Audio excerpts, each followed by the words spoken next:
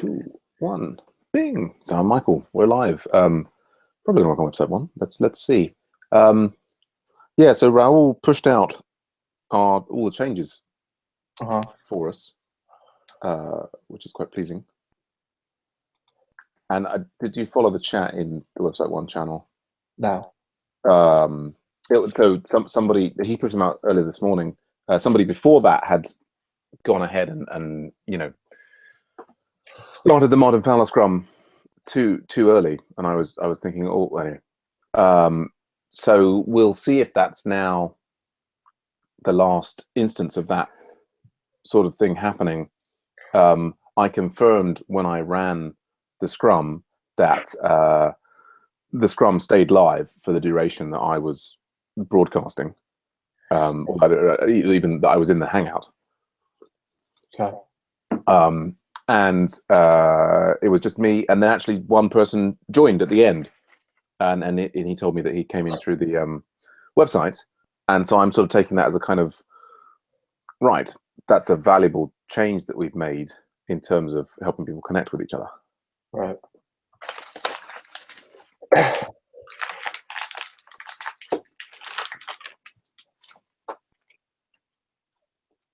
So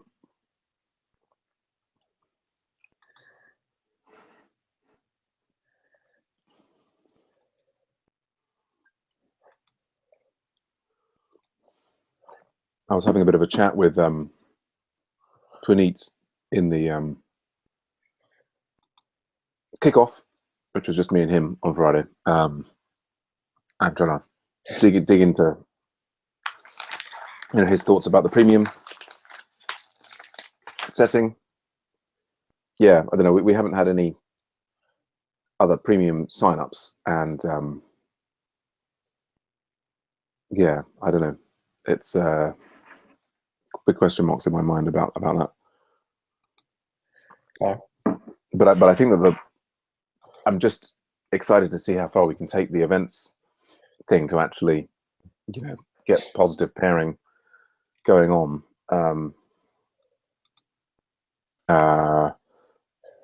Already today, I feel like we've had, the sites looked more lively. I guess the thing that we were just looking at last week. Where did I have the? Yes, that's the production thing when we were doing that. I was just thinking that the way to get this view printed out more easily was to use the AP operation. What? I think there's a way to format this more effectively. Your friend making a suggestion about focusing on certain people in the system sounded like quite a good one. So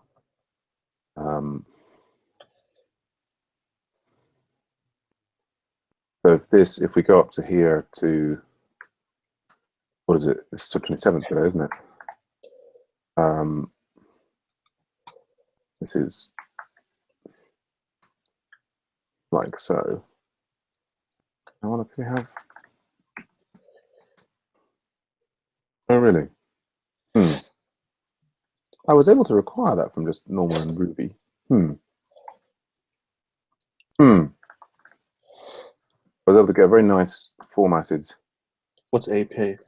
It's another kind of data formatting thing. Like if I'm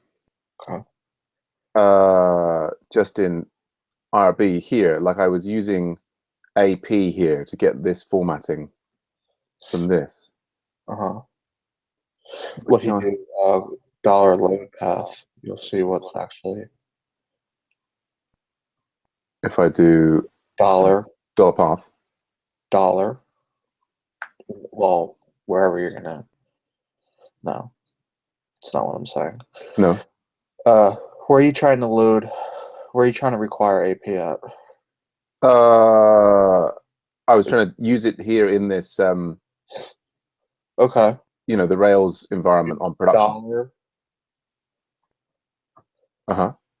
Load _ path. All caps.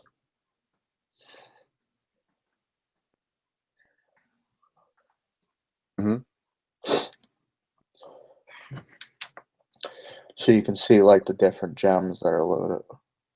Right. Uh, Huh. Oh, that's yeah, autumn print. That's the thing.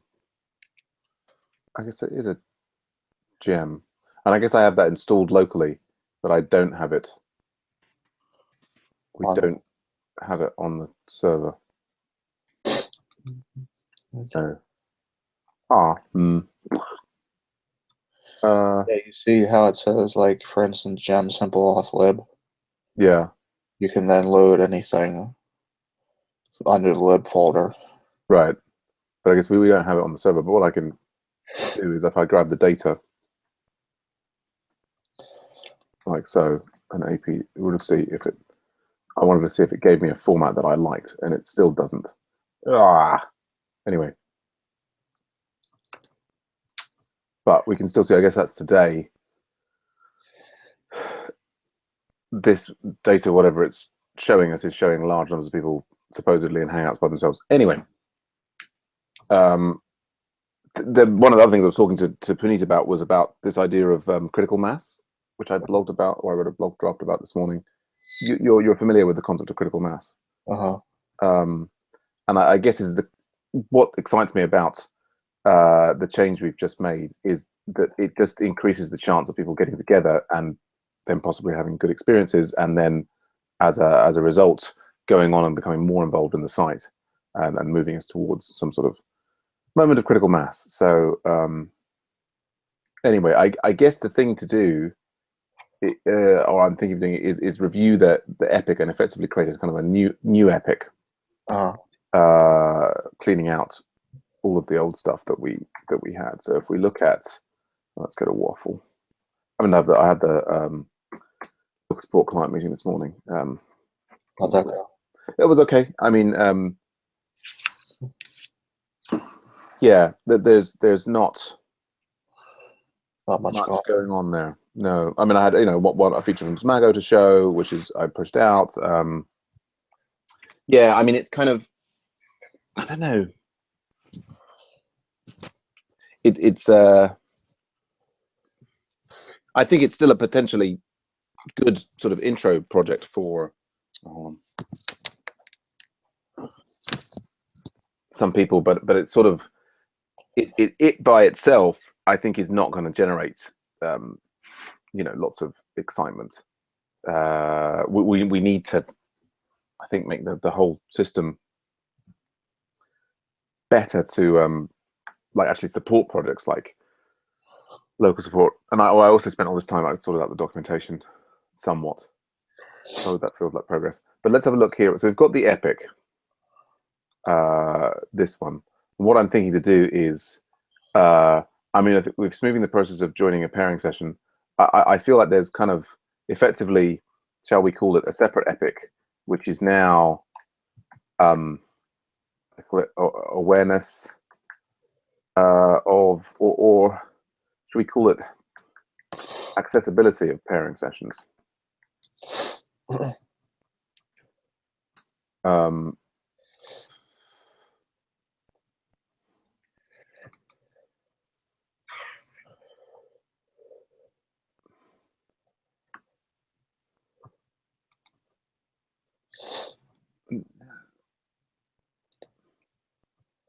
And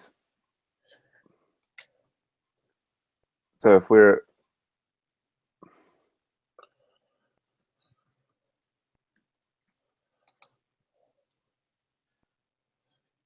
let's just take that and stick that in here. Make that bigger. Okay. So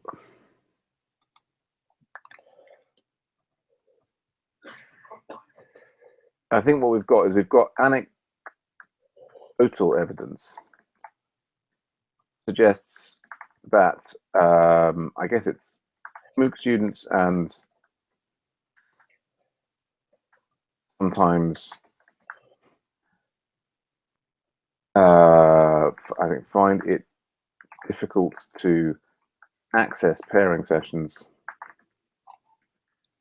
There are also situations where we've got new members are trying to access project. I need to put pairing and from events and have trouble. I guess and on some levels actually it's accessibility awareness of Hangouts is really the big thing. And so we've got there's an issue for one is creation of Hangouts that requires sign in, and so we've got that's now, I think that's now deployed actually, that one. And that's the waffle issue. Oh, I started trying to install Elixir on my other little laptop and it failed. But I've been reading more about Elixir. Yeah. And it would be lovely to play with that. I'm going to try and do some tutorials in my spare time. And now you want to build a whole event microservice around it? No, I wouldn't say not like immediately. I think it's it's just fun to look at other things. I think what I really want to do is try and work out what changes we need to the existing system that can maximize people kind of getting in and having productive, scrums and pairing sessions. So we've got. Of course, if you succeed, you'll be under pressure to scale it. Well, exactly. But I want to be. See, I would like to be feeling that pressure to drive me towards the solutions to that, rather than building something that's scalable before, maybe the bottom line is no one will never have people joining sessions in numbers. Allow email sign up. Okay, so we've got the creation of Hangouts requires sign up. We don't know that. Okay.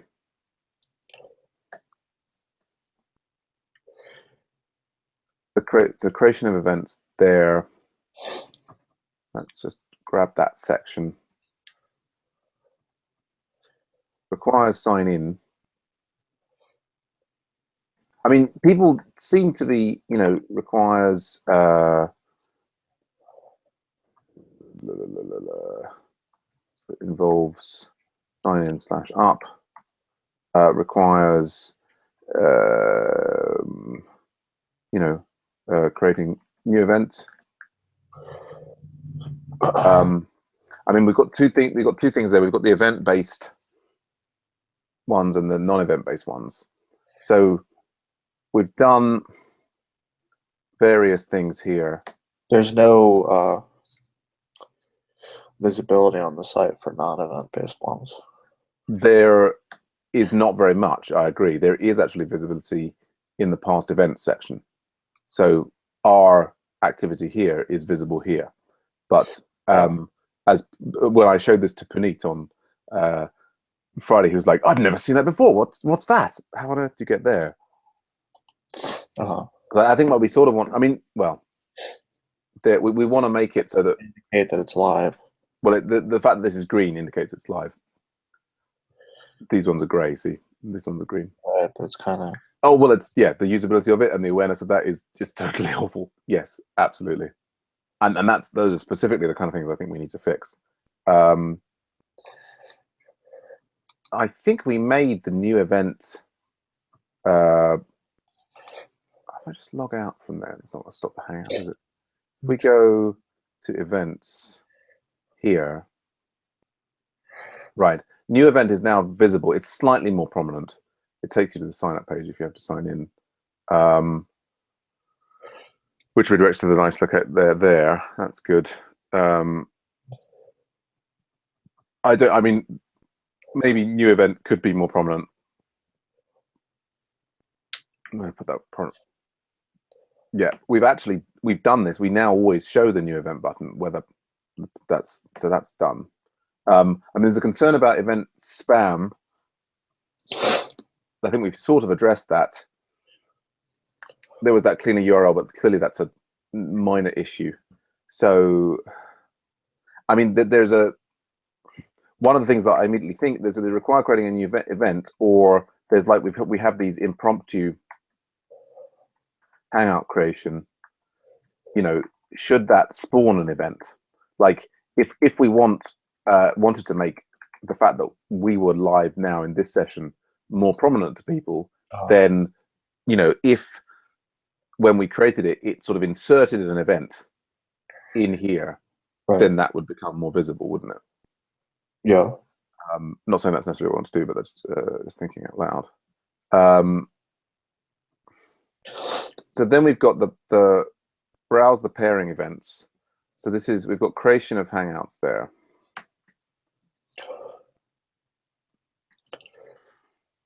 And then we've got joining Hangouts. So we've got one for browsing pairing events. So we've set up this filtering by project.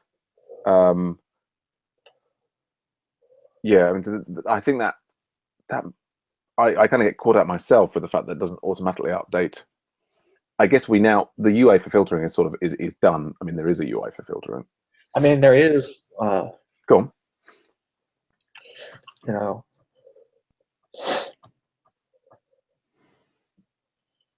I was talking with my friend, and he was wondering how we implemented the pairing things. Mm-hmm. And basically, I said we really didn't provide much scaffolding. On the pairing, no, indeed we don't. I mean, you could think of moving to a system where it actually matches people, like in a queue or something. Yes. Yes, I mean, I see that as part of, you know, like in a video game where you say, "Oh, I want to play this game," and online. Right, and it puts you in kind of a waiting room, and then when there's, you know, a person matches you with people. Right. Absolutely. And I think, yeah, I mean, I sort of see it as what we want to do is we want to get as many people into the system, and then, yeah, we want to try and maximize the chance that they have a good pairing experience. And maybe part of that is, what's the word? Maybe part of that is matching them. Although my concern is that we need the numbers for the people in order for the matching to work.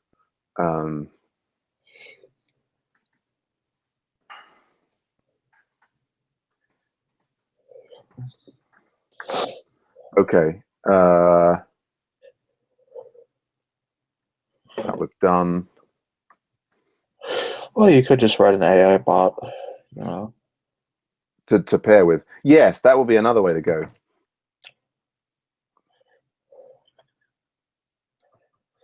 I think we've addressed that, haven't we? The bug for the Saudi Arabia time zone thing.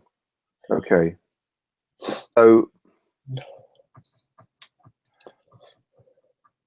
we've got, for like, in terms of people finding the pairing event, you know, there are other sort of minor things we could do to improve the filtering, other ways of sorting it out that we've talked about before.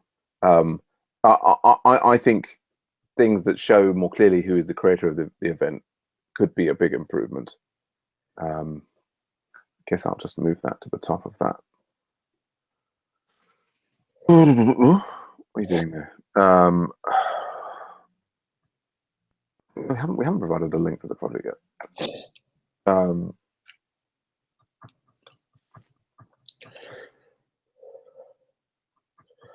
So there's browsing. What have we got here? We've got, that's just browsing them and finding them. I guess we've then got this issue of joining the event. So browse. So I think we've taken a step forward there in terms of you know, the event will now appear live. We've now got. I was just creating an issue because there's some criteria for which events disappear from this page. Like, I think it's almost as soon as it goes past the start time. So you can have several events live that started, you know, 30 minutes ago and not be able to see them. So, you know, in order for, you know, assuming that we kind of want to make live events noticeable and joinable, then so basically hold active events in the main event list is one possibility. And I think that there's then the we've got show accurately who is in the event. I mean, I also know, for example, that when I finished the Scrum today, so I left. There's nobody there, but still, because we have that 2-minute based update, it you know still says it's live for 2 minutes. Right. So that's joining the event. We've got joining Hangouts, which involves browser actually joining the event. There's what have we got? There's like, I mean, there's another thing down here, which is, I don't know, to do with making the event fun. So you were saying there is about matching people based on some criterion.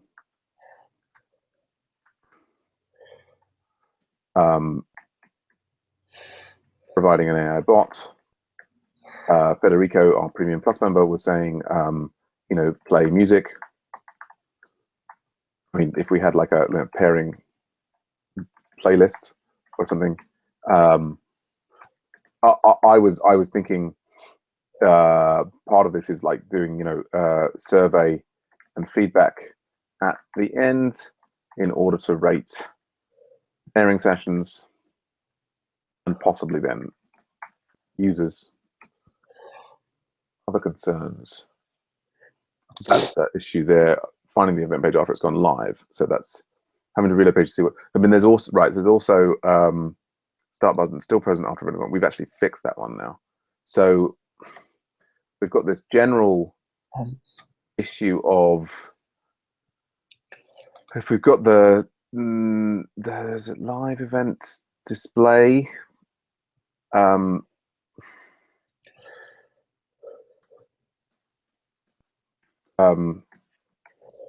The word stale pages means people might not be aware the event is live, etc. I'll try and restart it and so on. So we fixed that. I think we fixed that. The Hangout link is available. Event live comes automatically as a bug feature. I think those have been addressed. Notifications, ensure that AV Slack is not spam. We've kind of addressed that. Gitter. I feel like for notifications there is like a variety of, you know, improvements in the formatting.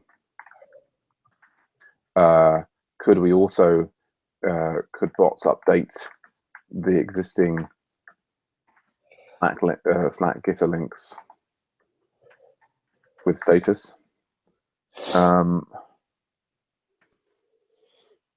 Event show page. I think there's various improvements there. So many things. Related ideas, allow for the language video exposure. Okay. Well, anyway. So there's a new epic. Do we have to mention this show? Try to put a section there. If that's worth, let's just remove those for the moment. Okay. So where can the question I asked myself is where can we have the most impact?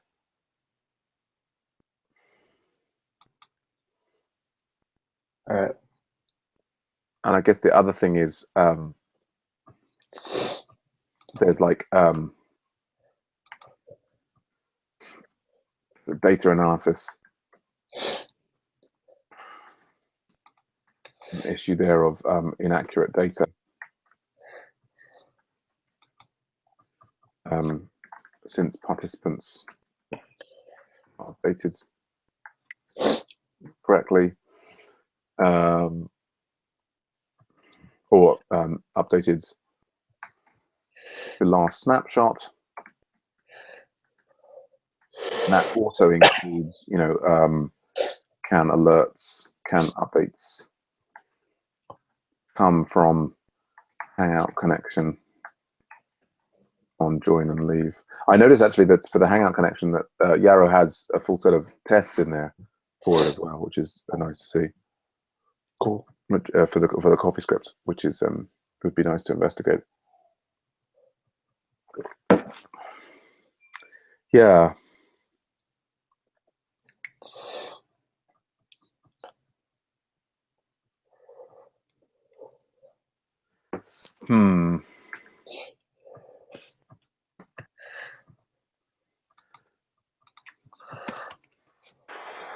But I feel like the things that are bugging me the most is one, that live events are falling off the main event list. Like it would seem to me to make sense that the top few events stayed there, and you know, you basically going here, you'd be able to get a sense of, oh look, there's 3 events going on at the same time, and you can get that from this list, but almost no one goes to this list. Right. I really want to display users on events like in the Hangouts page. Where's the?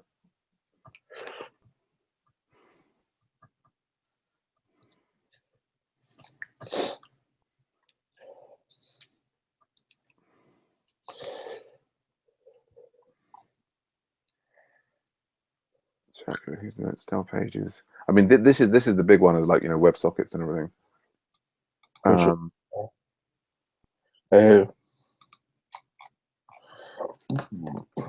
And then I guess we've got fixing data about participants, and 4 we've got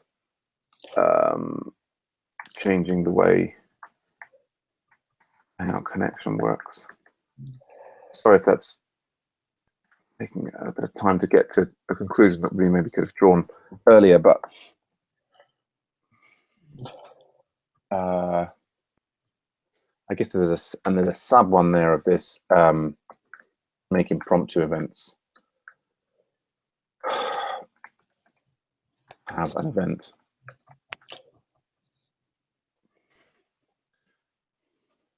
So maybe that's even a sort of little work plan there. Is I'm feeling like this one seems like that would be a potentially fairly quick fix. Like we could investigate how it works, and that one I think maybe left for later. But I mean, it would be nice when, you know, if a Met Plus thing is going on and our thing is going on, that it was actually all shown, you know, live on the site. Right. This one I think should be fairly simple. I would love to just get that in there, and then I think probably the thing to do is to, before we start playing around with the Hangout connection itself, if we try and refactor the data model and the way the participants are stored to get better data out. So yeah, does that seem okay? Yeah. Cool. There's no way we're going to get through all that today. Oh no, totally. I'm thinking more like work plan for the week. So I just made an issue is 1156 for upcoming events. Show everything that hasn't finished yet. Did you want to drive? Yeah, I guess.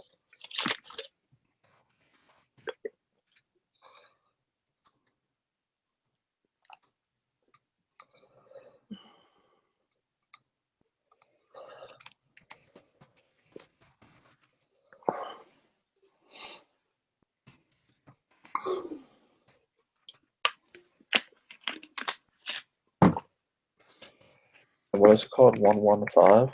1156. This is like,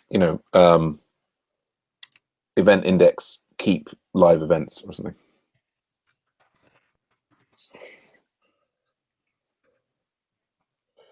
Still have this gempod lock issue. Oh, right.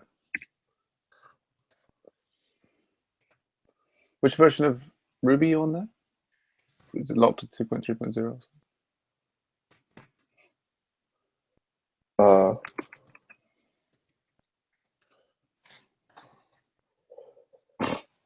I don't know. Oh. I think it's 2.3. Mm-hmm. Did it recently change in our project? No. I mean, I for me, I've been getting, in order to use the Heroku thing, I keep on seeming to have to use Ruby 2.2.2.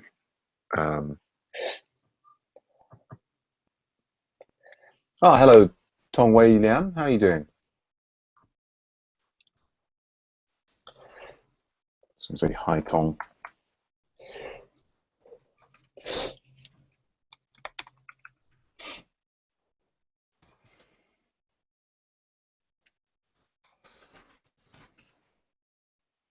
Hello, Tong.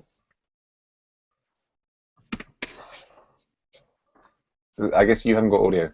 Michael and I are just pairing on website one of our main projects for Agile Ventures. Feel free to just observe and hang out.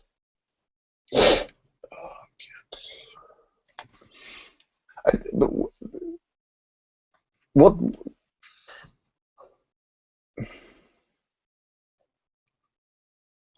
Huh. So, but like, if you check out genfile.lock and then it's deleting the Ruby version number. Right. And but when does that happen? Like you didn't run bundle, did you? I checked it out and then I ran bundle exec rspec. Huh.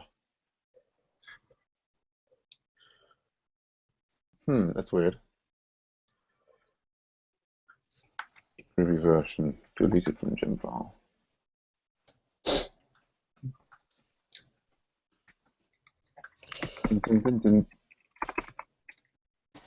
No, I've never seen that before.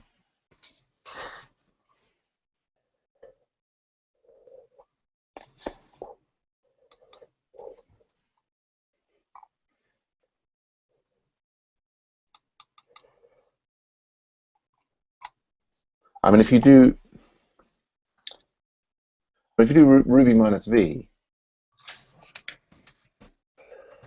you've got 2.3.0 P0, same as me.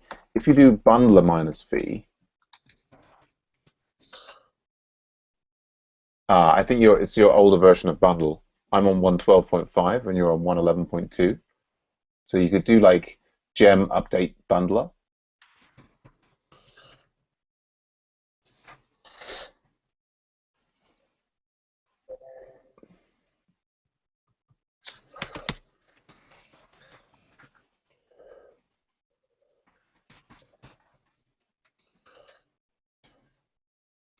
So yeah, that might sort it, I guess.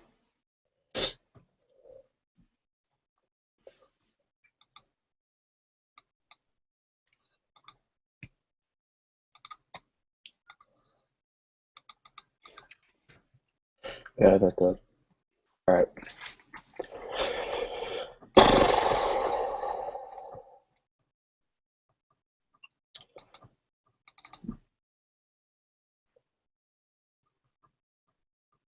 So I guess we could be looking at list events page, features. Yeah. And I guess we don't currently have. There's not a clear scenario at the moment that's sort of telling us what the intended functionality is in terms of, what that threshold is for an event becoming, falling off the upcoming events list. Yeah. Did I also notice? Did we have like a load of? What do we have in the controller? So I got the events controller. some kind of method list all index events. with repeats by, yeah. List upcoming events chronologically with repeats. Sorts by. Oh, it's base events that inject memo. I guess event next occurrences. So that's what's doing it. Hmm.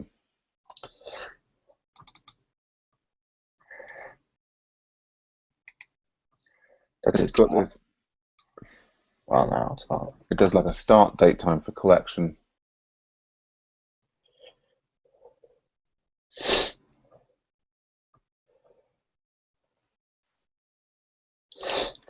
But basically, I think there's got this collection time passed that grabs everything. So I think we've got these two constants. What? 18 and 19 of the event.rb. Uh-huh. Collection time past and collection time future. So basically, for that set of things, it's grabbing everything from 15 minutes ago up until 10 days in the future. Yeah. Hmm.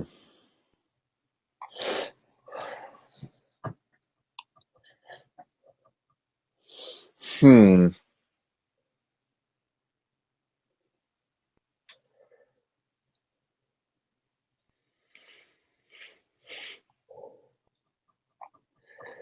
Right.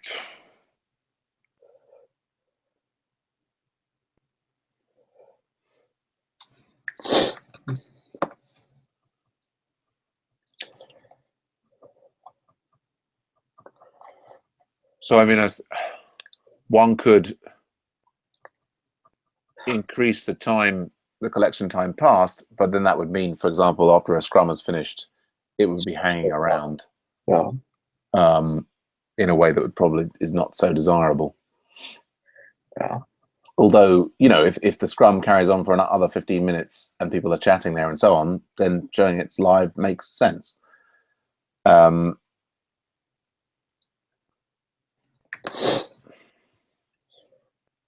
Yeah, I guess that's a start date time for collection.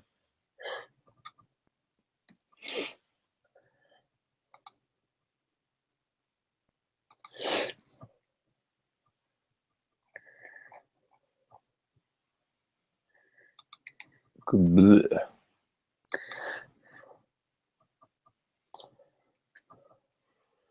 Hmm. Okay. What's this schedule thing? Oh, good grief.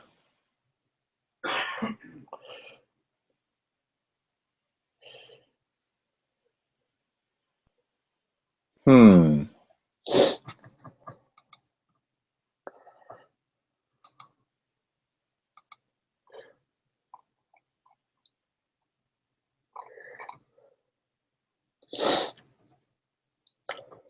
Hmm.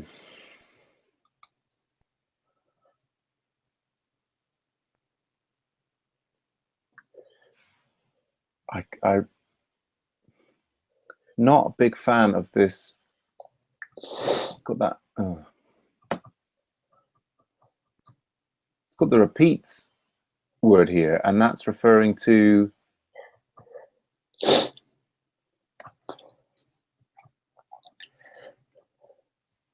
some method that's being called there.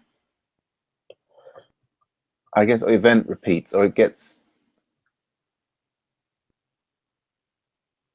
repeats is one of its.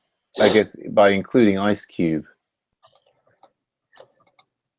we've got that pulled in. Right. Where is this at? This is at the line 166 in event.rb, and for the method schedule. I guess it's the attributes, and then that's allowing to give us never or weekly. Of course, right, or not. Okay. and we've basically the next occurrences thing is setting this time range. We're then asking for occurrences that occur within that time range, and that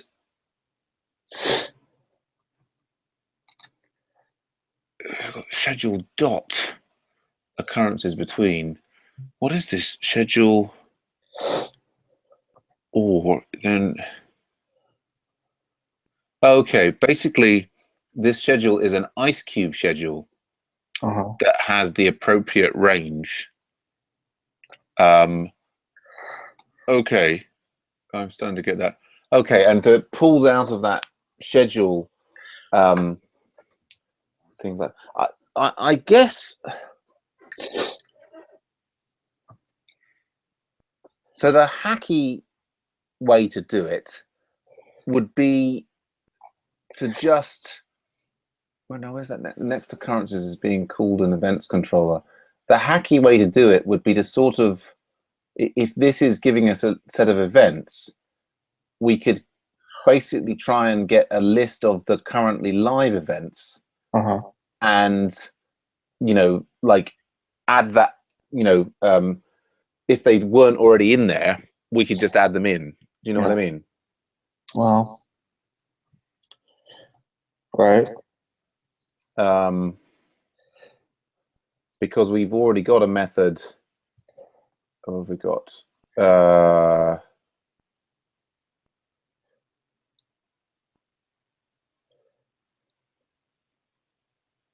I thought I saw a method. I mean, I guess it's the interesting thing. We've got the event. Hold on a second. Go on.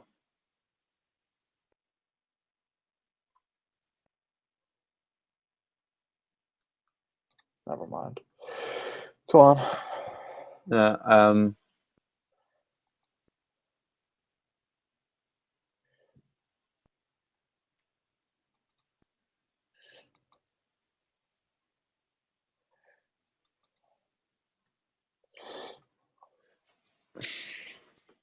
I mean, I thought we don't.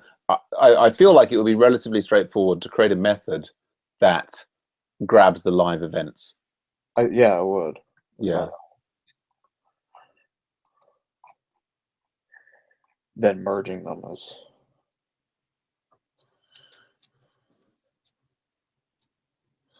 Well, the merging is perhaps complicated by the fact that this next occurrences method ends up returning an array with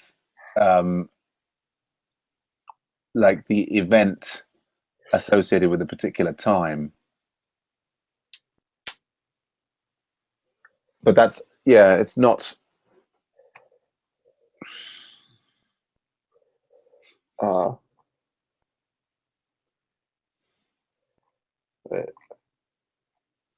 mean, it's messy, but it's.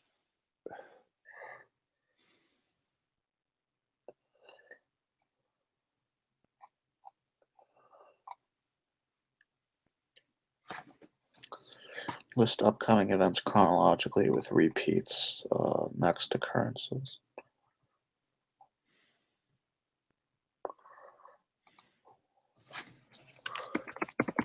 What does this actually look like?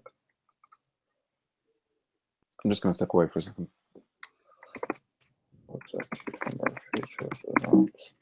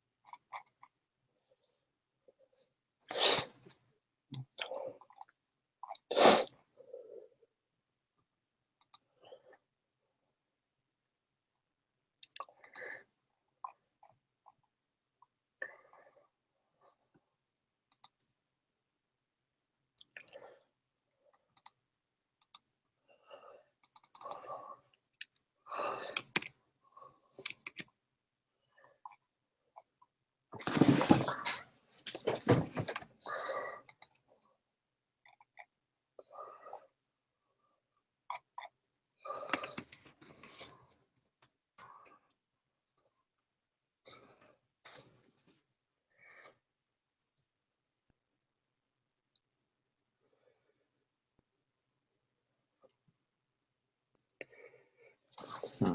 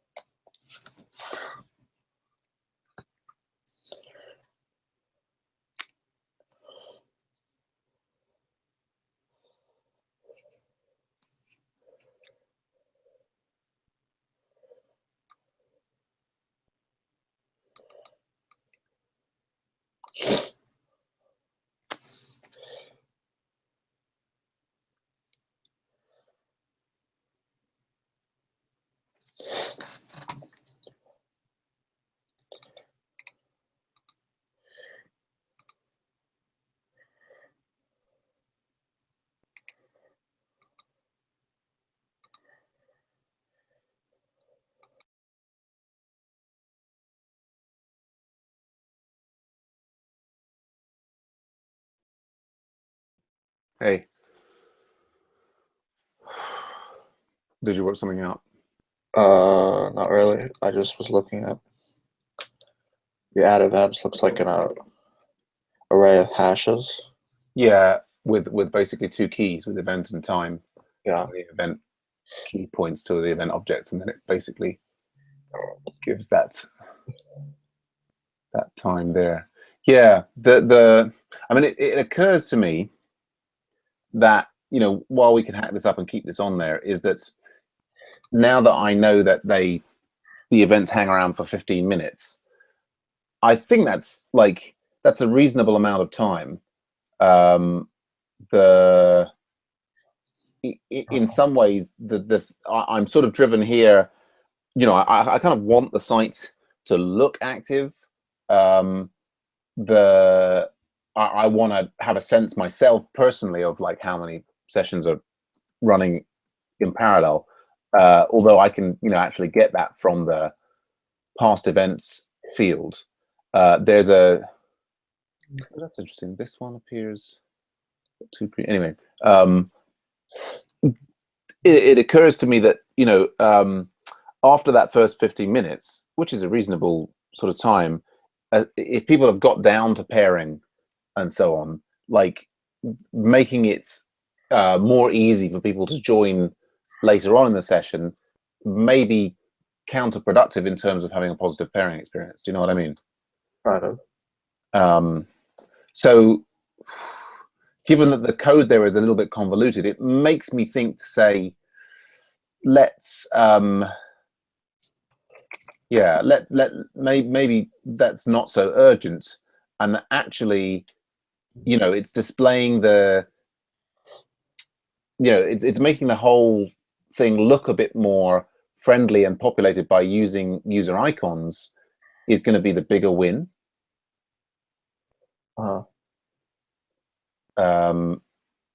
In particular, then this was something from, you know, Scott Clemmer's HCI course, is that what I notice is that people are, you know, regularly mentioning their names in the descriptions of the events and so on, and it sort of seems like, yes, look, you know, I'm Mike and I live in Austin, Texas, and so on, is that if they're having to sort of shoehorn that information in there, then, you know, having their you know, icon on their person and you mouse over it and you get access to the profile and so on, kind of, you know, helps with that. Well, so maybe we should switch to doing that. okay.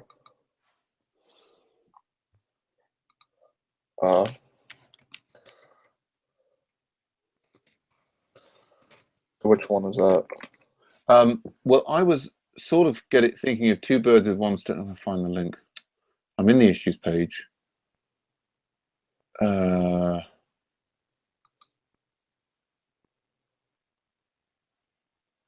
right, yeah.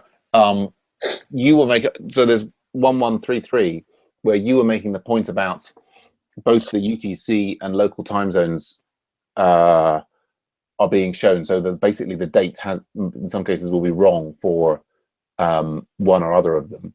And I was thinking, like, actually, rather than displaying an additional date. Oh, wait, that's interesting. like here, like we could just remove this UTC date. I'm not sure that it serves much purpose, and you know that makes this less well. But anyway, I mean, I would have thought we could, you know, I don't seem to have a event show page.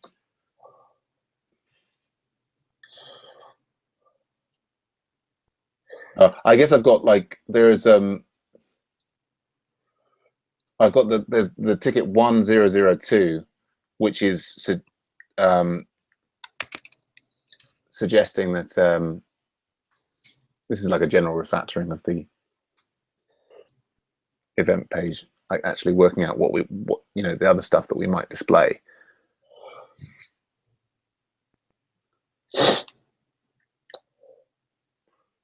I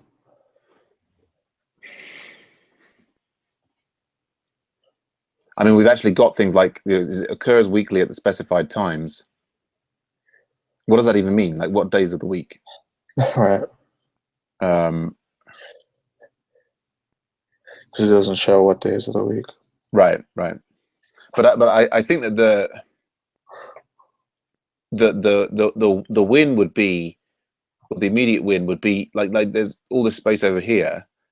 I would say having like the icon of the person who created the event that was like hyperlinked to their profile page would be the key thing. Okay. So let's start with that. What's the ticket number? So the ticket number is 1002.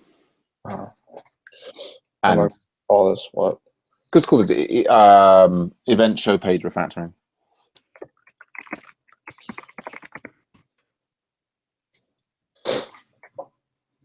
Okay.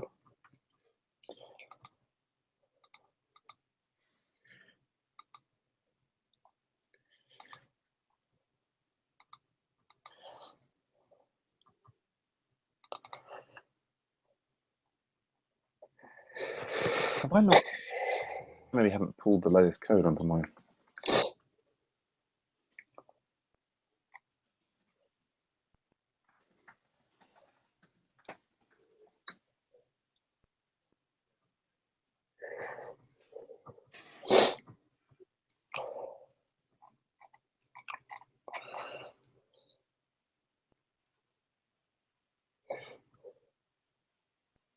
So in the show event feature, we have 3 events. Yes. None of them associated with any user by the look of it. Yeah. That's what we need is.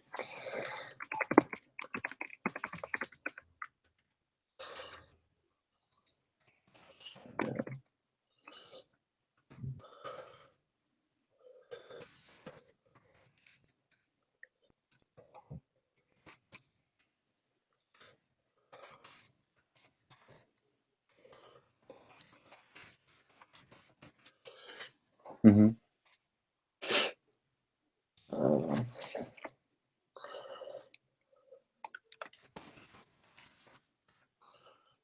Whatever.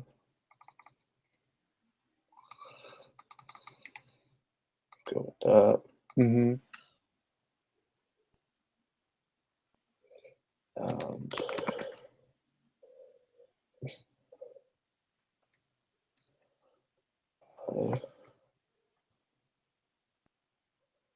And they view the event. Stand up. Then they should see something, right? Yeah, you know, you could put the username or whatever. I mean, I think we need to, in the background step, we'll need to create a user and associate it with an event. I mean, you just put, you know, username, put in like Michael or whatever.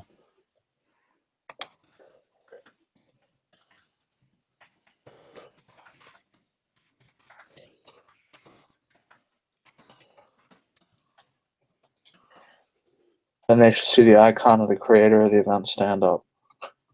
Okay. Kind of weird sounding. Mm-hmm. Isn't it? Yes. I mean, we can use the thing that we do, which is like, given the event, stand up and then to create the instance variable as we've done elsewhere. But given the event, stand up.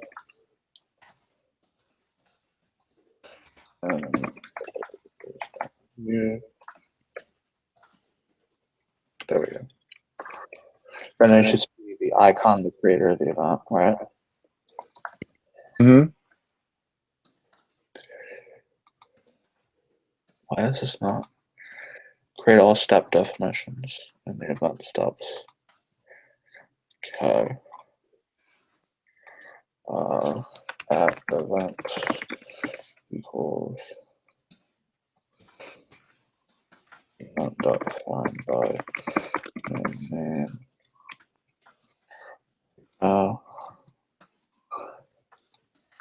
We're going to leave that pending. Okay, so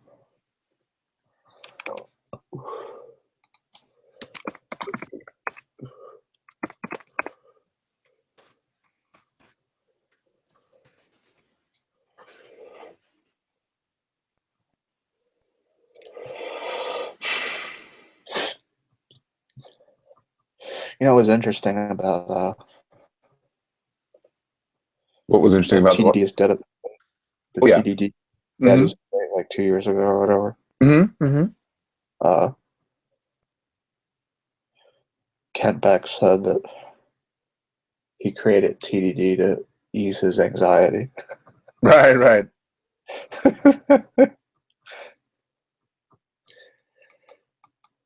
And they should see the icon of the creator of the event. All right, so we have a user. I would imagine that we're active users. I mean, if we look at, we've got whoever users, it's a separate. No. Support users. There we go. Users. So given the following active users exist, given the following users exist. Yeah, we've got and there's an example of the following active users list in the user list feature. Okay. List feature. So I guess there's no icon, right? Maybe. Yeah, I don't know. Undo. Okay. Copy. There we go.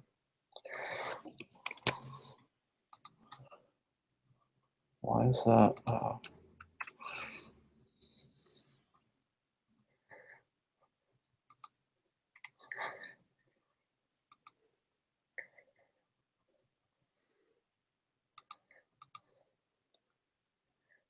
Oh, there's no colon on the end of that. Interesting. Oh, right.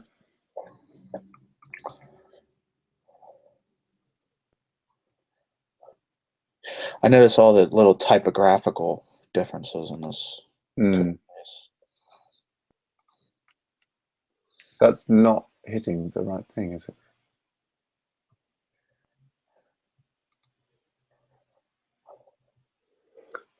Because I was running 16.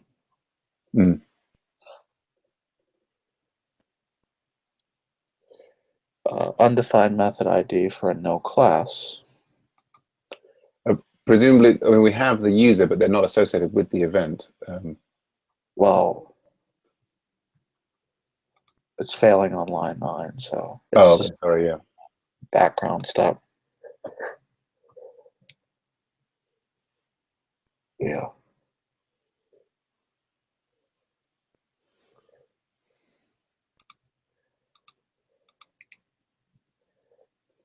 It's Control B, right?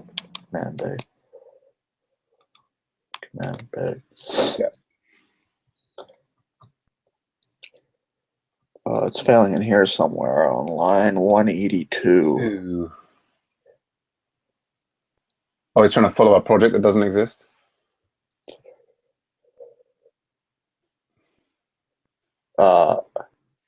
Yeah. I guess we could go the method above, which is given the following users exist.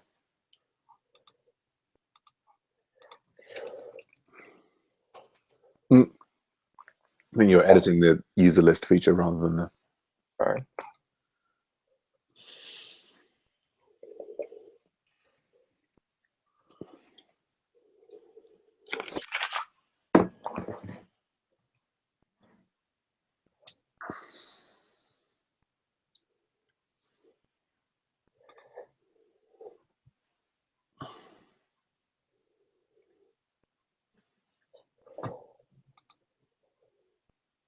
Undefined method each for hello world string. User steps 165.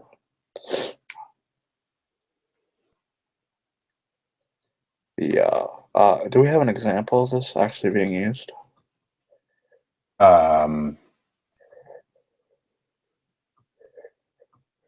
were in user steps there. I guess projects shouldn't. We shouldn't have a project. Undo. Undo. Command Z. There we go. Yeah. Feature. It's actually this, I think. Yeah, right. Just yeah, that'll sort it.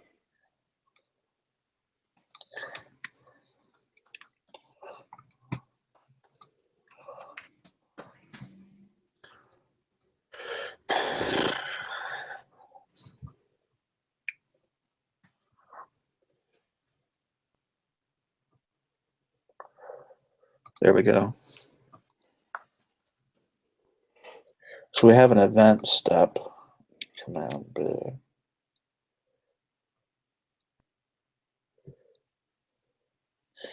We don't actually Have a mechanism for associating the user with the event. Let's see. I mean, if it's creating the hash there, could you just give the user ID or username in the? I just want to see what the Sure. schema says. I'll go into the schema.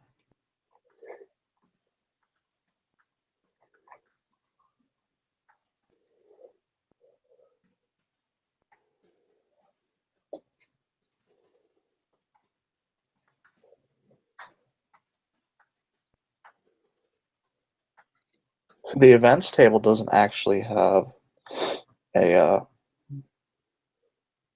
creator. Does it not? Does it? Have we got the relation? Is it through a has and belongs to many thing? Like if we look at the events model, what's the relationship with users? Do we actually not store the person who creates it? No, we don't. I think they just store the. I think that's just the person who started it. Right. Hold on. So the user.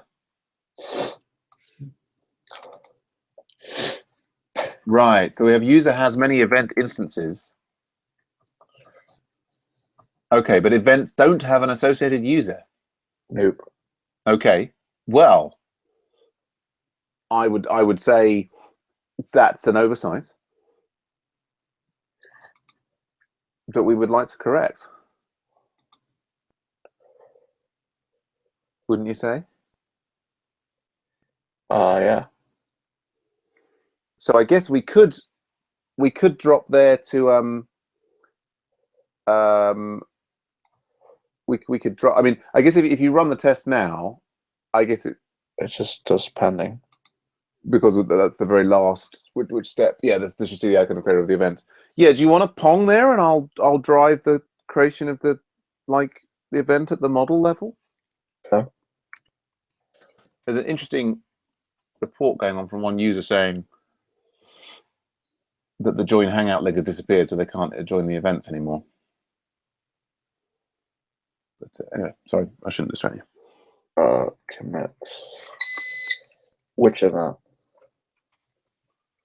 Well, you should have a look at the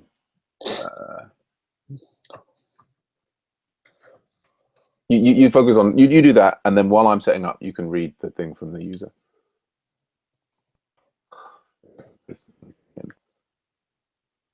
I did pick the thing in, and then something else happened.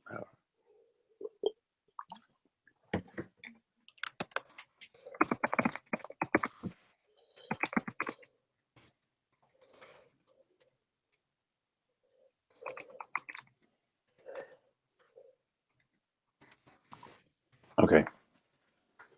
I'll fetch it.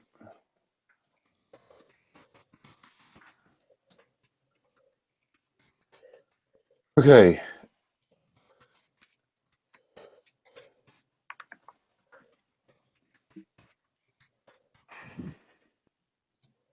There. Did that get pushed out? Oh, okay. There you go.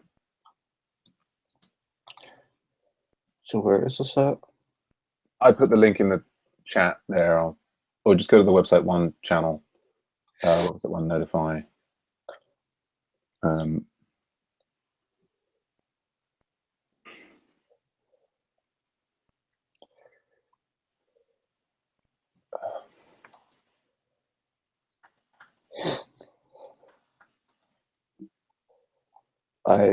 don't see the link, but okay. Okay, well, I pasted it into website one. Oh, there it is. Now you just posted it.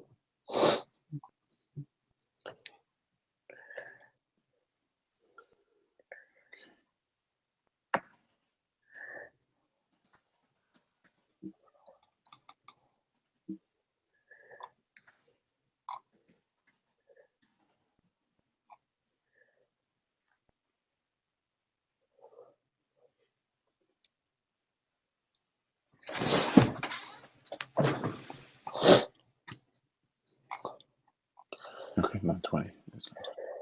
I can't really tell much from this bug report. No. It's not, I don't know.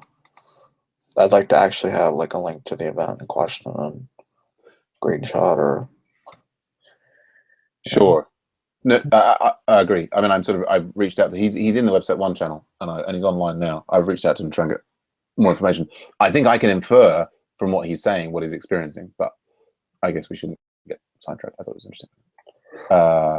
So I've got, yeah, the same point as you. Right,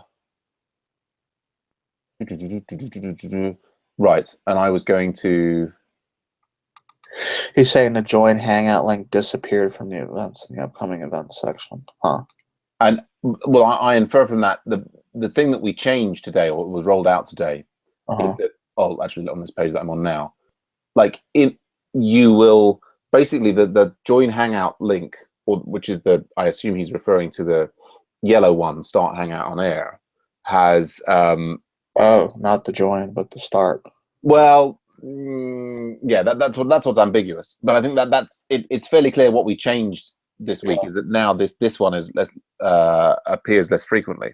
I mean, he may have experienced some setup where that one and this one is also missing, but anyway, hence I posted to him, you know. I'd like to know, yeah, I'd like to see an actual screenshot. No, me too.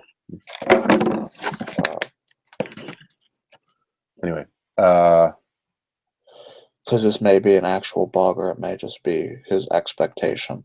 Right, or what we get. And it may also be a user experience bug as well. I mean, I think one of the things we've got here is that the event is live join now is not very obvious that that's clickable. Oh yeah. You know, you could sort of look at this, and I mean, this is just very missable generally. Anyway, that's another story. Let's go to here. Right, and we're now saying that we need to have events associated with users, and basically an event should belong to a user. So a user in a relationship is that has many events. Oh, my nose is kind of blocked up. So I kind of want a migration. I guess this is a good place to be looking at an event spec, models, event spec. What have we got? Maybe one of those big long specs with lots of different things.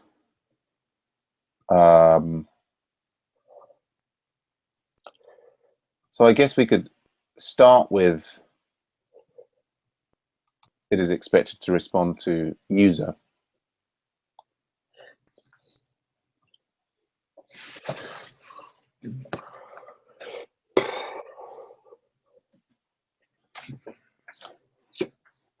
Should probably be like creator. You reckon? Yeah. Yes. Come on, brain. Spec models. Creator.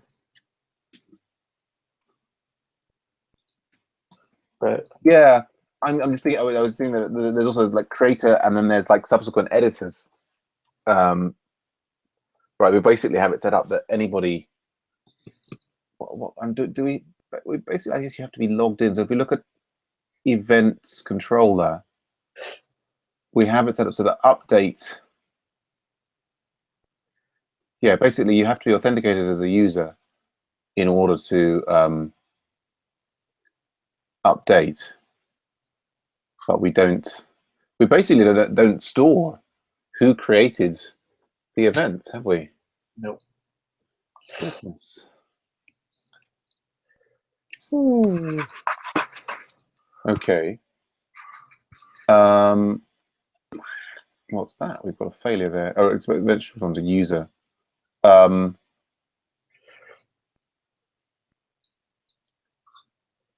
Yeah, I guess it could be creator. I'm just thinking that like I guess if we just say belong to user, then that's like it automatically links it up to the user model. I think it's like another line. Yeah. Okay. So expect to respond to creator. Let me see. Look at this. Description of the event class.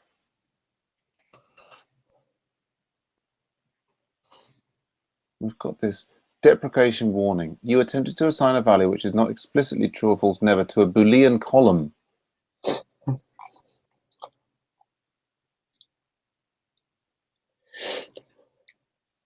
Okay. Right. Split vertically.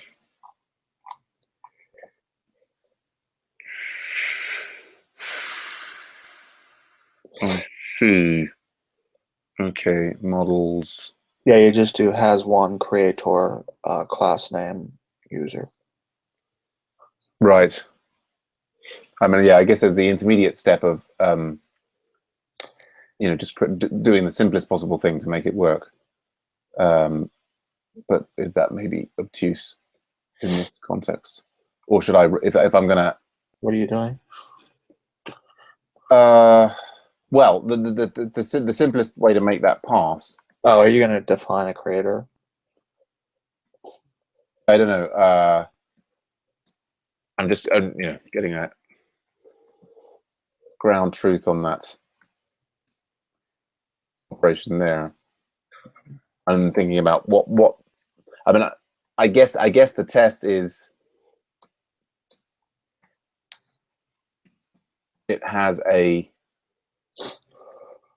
creator and we expect creator, or is it subject of creator then?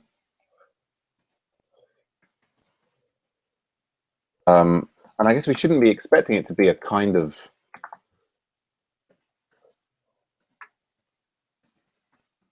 Missy's birthday card is in the mail. be a kind of user. That seems very un-Ruby-ish. Go on. Like really, we should be defining. We should be. But maybe it just all doesn't make any difference here. I mean, why don't you try running it? Yeah, well, I've run that passed by itself. Like as you were saying, it's like I mean, you say has one, but that's the same as like if we do belongs _2 creator, and then we need to do something like, class how do we tell it to use the user class? _name, and then quote. Like that? I think, yeah. I think that might work. Right. And then you're gonna need a user key, or something. yeah, I'm just thinking about how. I mean, that will presumably. To drive you towards the migration. Yeah, I'm just thinking about the nature of a test here. I mean, I guess what I should be using is oh, what are they called? The That ThoughtBot shoulda. yeah.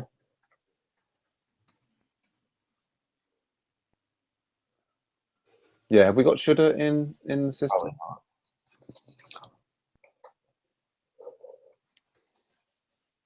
Yeah, we do. Okay. And then it should, so we can say it should, there we go, it should belong to user. That makes me feel better. Let's get rid of that. It should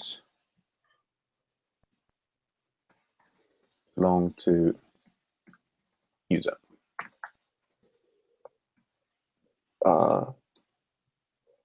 What are you doing?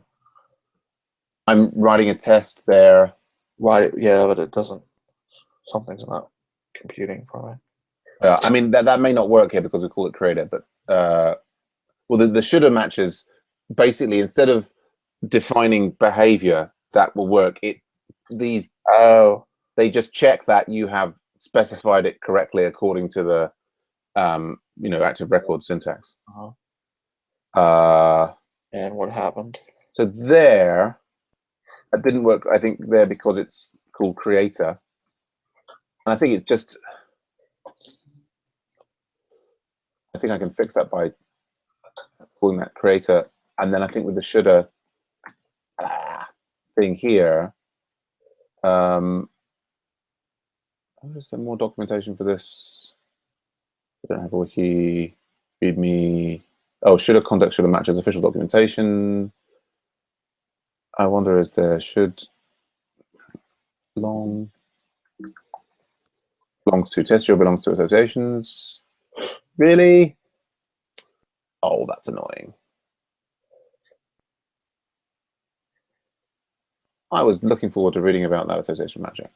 I guess I can do similarly by going and then event as a bundle open shoulda matches.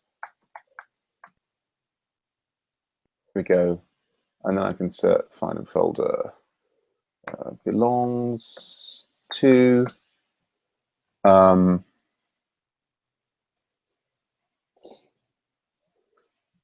lib shoulda matches active model active record, isn't it? Association matchers. Association matches.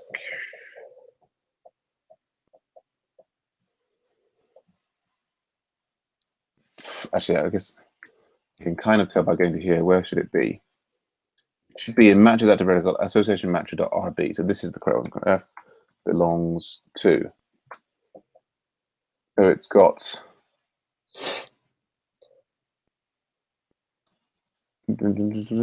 Ooh.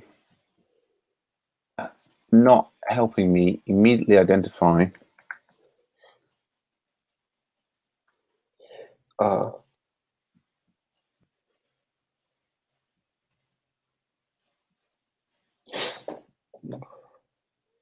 What are you trying to debug? I'm basically trying to work out if there is a way to have this shoulda matcher specify that, we're doing this belongs to, and we're using a different class name from the standard one. So, like, it's driving you towards it if you look on the. Yeah. But it's just driving us towards the thing. But I don't know that we want the foreign key to be creator ID. I think you do. Oh, maybe we do. Oh, okay. Yeah. Maybe I don't know. Yeah. Okay. And well, actually, so the guy in website 1 has uploaded some stuff, and if you want to see an image of what he says is working now, I wonder if it was always working. But anyway, okay. Well, all right. So, right, we should call it creator ID as a foreign key. Okay. Right, and then make it use. Okay. So well, then we should do Rails generates migration. Yeah. And then so and I guess calling it creator is better for our domain model because that's the language that we would talk about the creator of the event. All right. Generate migration, add foreign key.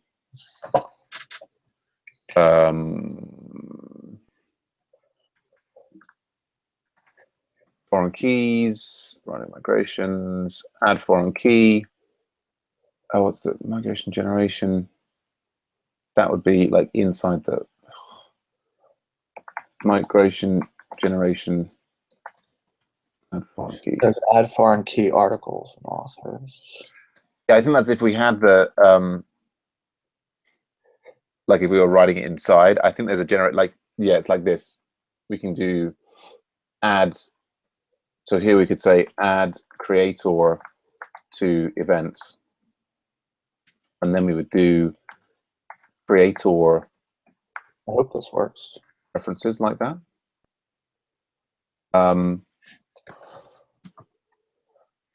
Otherwise, you want to give up right away. Well, I'm always tempted to give up, but I never do. So we've created this migration. Migrate it. Well, I was going to go and look at it first.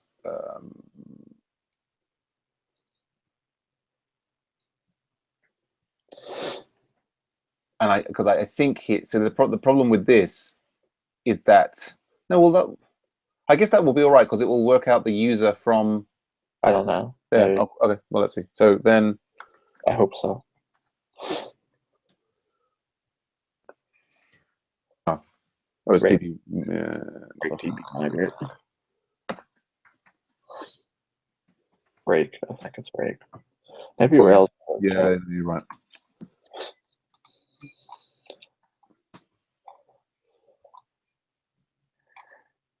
Okay, it's thinking about it.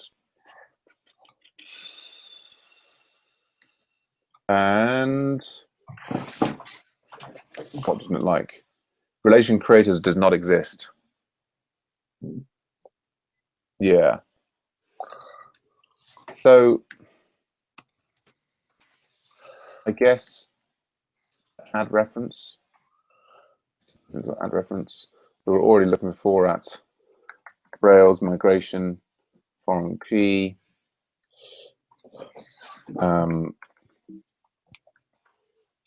Keys.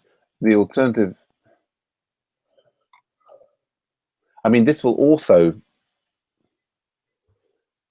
Is a difference of Rails foreign keys with different name.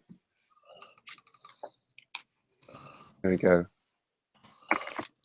Okay, and then in your add references to people migration, you can manually add the field and index using like this. So okay. Add column, add foreign key. So the add reference is a kind of shorthand. But so we want to add column, and we're going to call it creator ID, and we will index it. Fair enough. Actually, what you want to do is undo this migration first. Well, I don't think the migration has gone through. Hasn't it just failed, and it will have rolled back? Oh, okay. So we'll see. And then we're adding a foreign key and saying that that is relationship with users, and that the foreign key is going to be that creator ID, like so.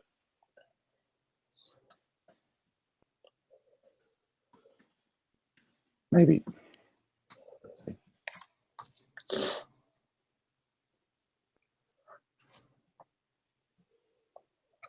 Okay.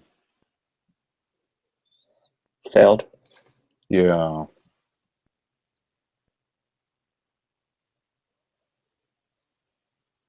An error has occurred. This and all later migrations cancelled. Undefined method to sim for index true hash in add column. I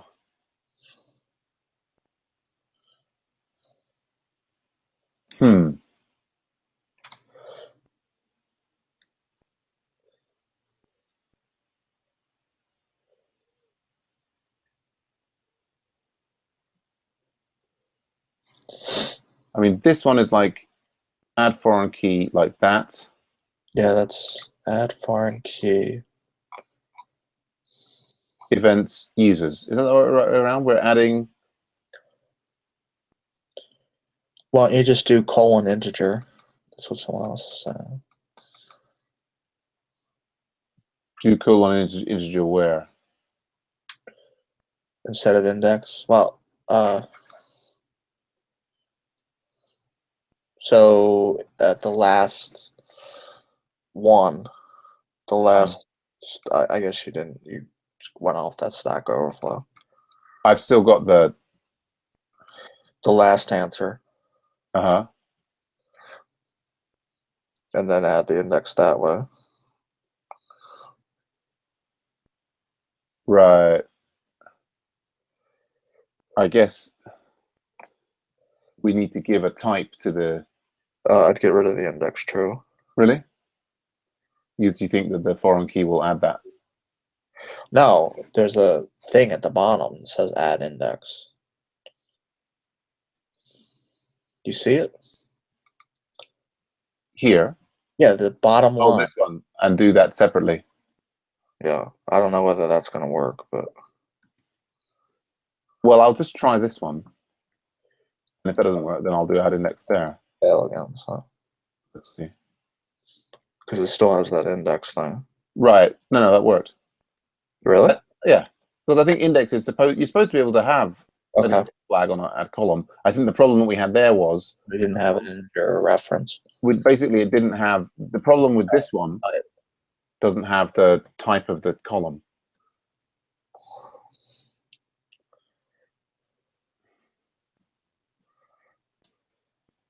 Yeah.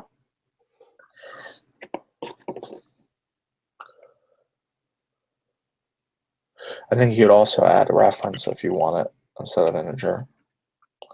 Oh, you reckon that could be reference? Oh, whatever.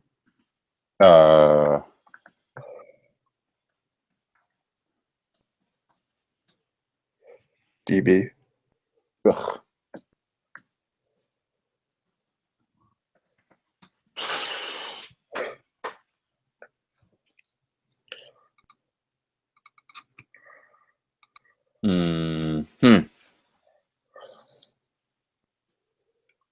Then you're gonna have to run on the test environment separately.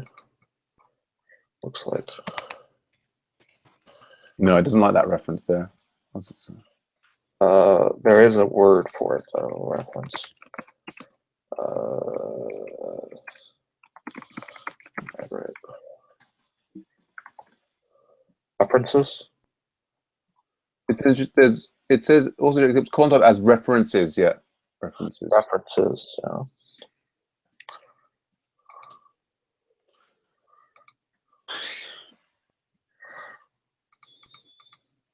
Okay.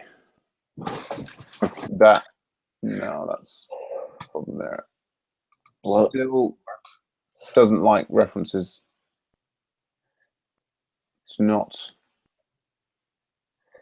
I mean, it looks like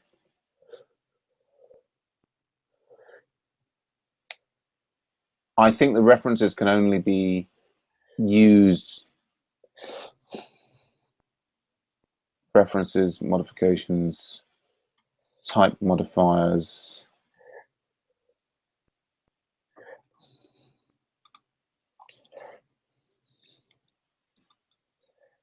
Yeah, I think let's go back to integer. Yeah.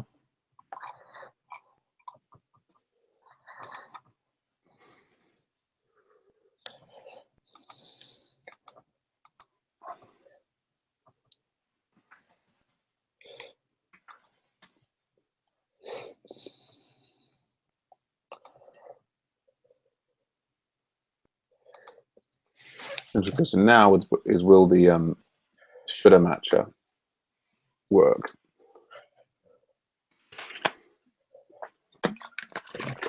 I would love to clear up the this noisy output here. Seems like it works. It seems like it does. Yeah, it's all green. That's like, you should explicitly handle the values you would like cast to false. 1, 3, 5. What is going on there? This is, I guess we've got something where it's setting that like repeat ends is somehow supposed to be Boolean. Yeah. I get, okay, so this relates to the fact that we've got something to do with repeat. We've got this repeat ends string thing. Oh, it's such a hack. Good grief. I think I might have been reading that blog you just posted. Really? Um, Someone else. Oh, that's a popular blog medium. But no, not, yeah. No, I was just reading something about migrating a Rails app to Elixir Phoenix. But maybe it was another blog. I think a lot of people are talking about their experiences migrating from Rails to Elixir Phoenix. So interesting. One of the guys was saying you should use knowledge of Elixir as a way of filtering out the good developers from the bad. really. Saying that there's like huge numbers of Ruby developers now. They're quite junior ones. So if you add Elixir as a requirement, that's a way of filtering them out. Okay. So we've got that whole repeat ends string. I guess that's a fish to fry on another day. So we've now got this relationship potentially between these guys at the top level in the user list. No, that's the wrong one. So, okay, come on. We've got the show event feature. Like, I guess in the first instance, why don't we say that it has a link to the creator of the event? Mm-hmm.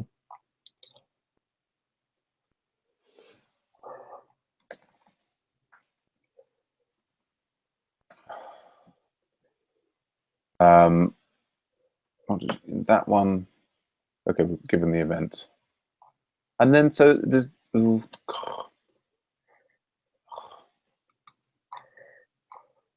okay, I'm annoyed with that one. That's okay. But so this one, and they view the event stand up. Right. When we do that stuff. It seems like that requires a zone environment. But anyway.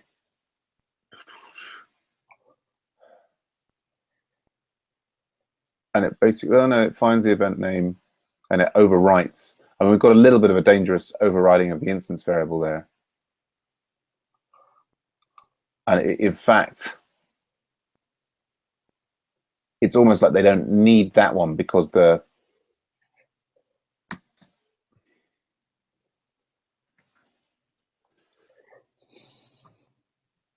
so event steps. So here we should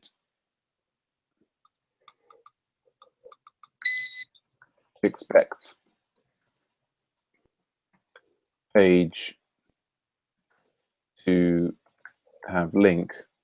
And I'm always, but so if we do like, it's almost like, isn't it? It's like user path. Uh-huh. And we should be able to say like event.creator.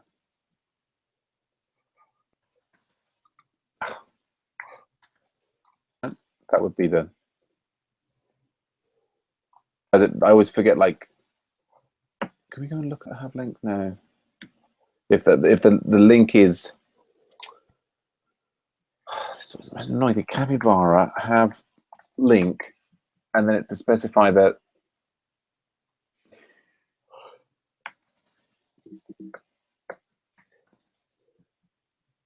There, something like that. So let's, if we could just throw that in and say that we could put like event creator event.creator.name and do this just for a first stab at it. And so the let's see. Oh god. Okay, didn't like that. Unexpected comma.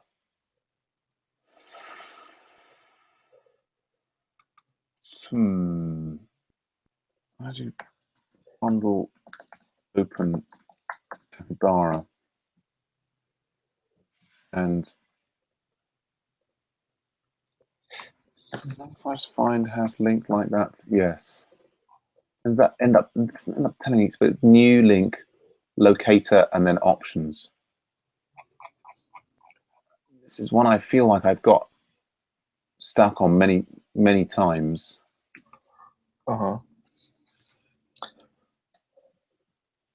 It's just that's the problem. I guess, will you even let me do this? I mean, that's, oh, don't do that. Did I do that twice now?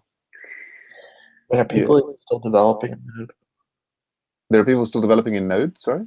Are there people still developing in Node? In Node? I'm sure there's some people developing in Node. Just in Node or? Yeah, I think so. I mean, I haven't met any of them recently, but I'm imagine they exist. So undefined name for, okay, so at least it parsed the thing there, but so to have link,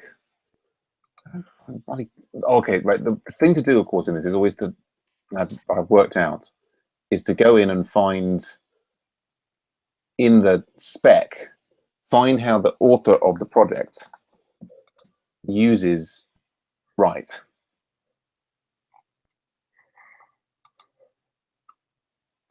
Because I have a feeling that this is my suspicion. There's actually a lot of like you should be able to pass href to have link, or you might have done in the past, but actually you can't.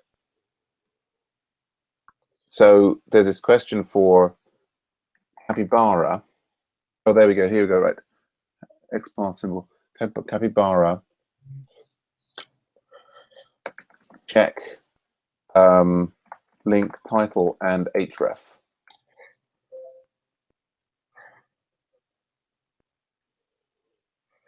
Yeah, and it ends up needing to be XPath. Wow. That's If someone unfortunate. else has it.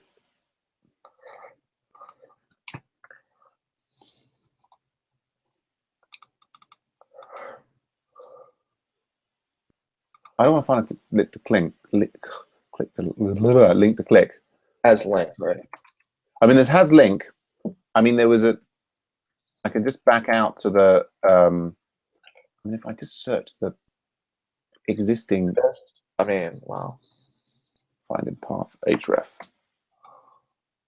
Yeah, we do have other places where we have the href there. Okay, so maybe I was just.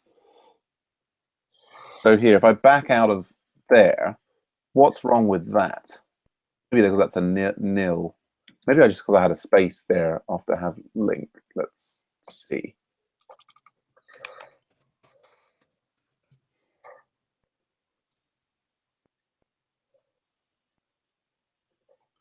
Because we just, because there's, yes.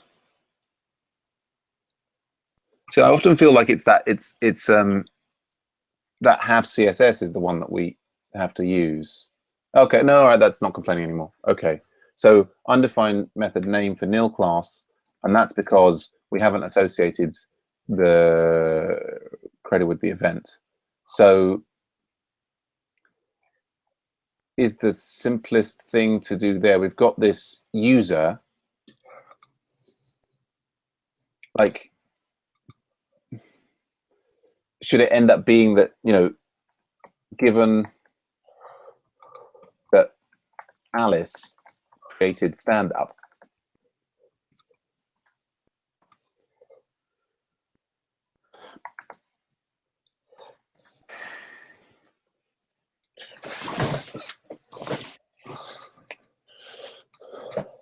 you're gonna, oh, it's working. Event steps. Given that user created the event, so then we've got that event name. So equals events find by name, event name, event creator is equal to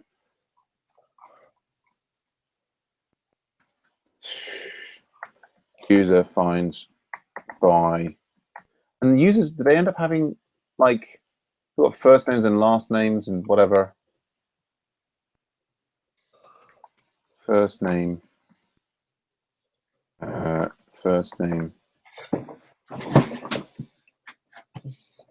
I mean, this feels like a sort of a bit of a dangerous thing there, because what we should, I guess, really be doing is there's the whole separate feature of like when the user creates it, we need to make sure that they end up being associated with the event.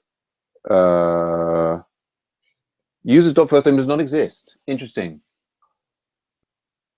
Fascinating. Oh, it's first underscore name, is it? I see. Well, if that's the way you want it. God, I hope we get to do this for long enough that we could actually, you know, really polish down the model and create sort of a clean underlying model. Okay. Undefined method name for the user. I guess it's first name. And it should fail. Do we have like a thing for the user that allows us to get there? What does actually the user have?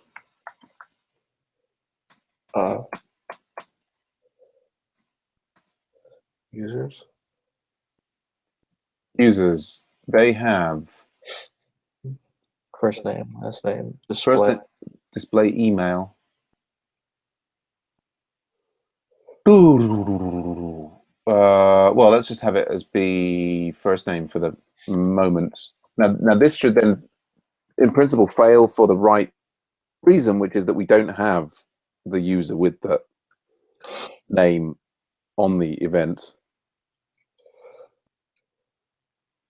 It should just not be able to find the link, right? So that's promising that it's just sort of pausing there and thinking, I can't find it. I will give it 15 seconds to see if some JavaScript makes it appear. And it was unable to find it. So I guess I can then do the minimum and we can so this is now in our events show page.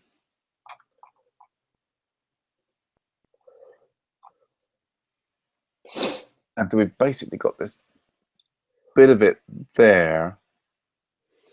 All these different bits that we've got for we've got that space over there that gets filled with this event is now live join now.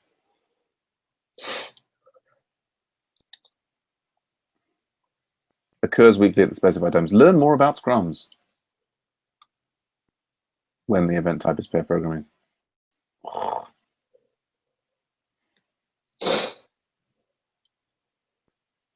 Okay.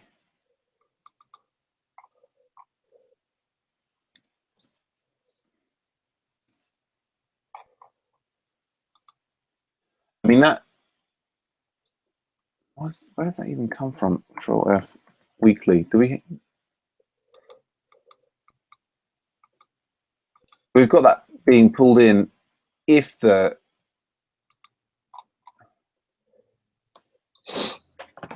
So I guess the path of least resistance here is if that event creator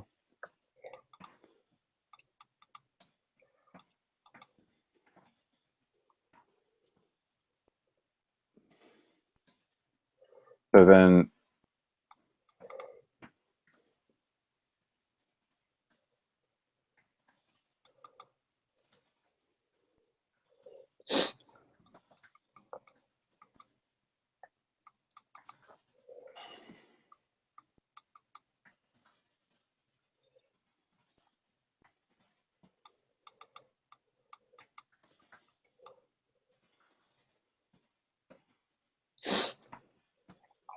like so.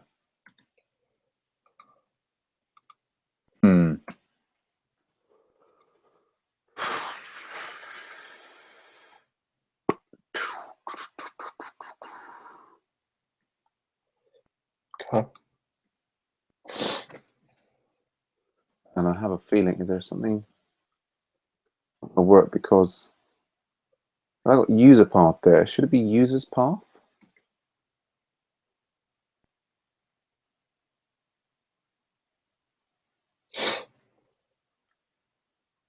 Right.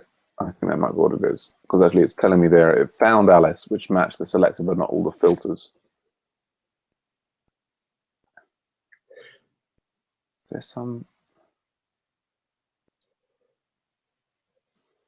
Anyway, and then... Oh, and that passes. Okay. It occurs to me that we may not actually have a first name. Yes, I agree. I mean, it's... I was sort of thinking that this was going to be a simple one, given that the relationship doesn't exist and there's then layout. Anyway, there's a lot to potentially change there. I guess what I'm tempted to do is get it in there.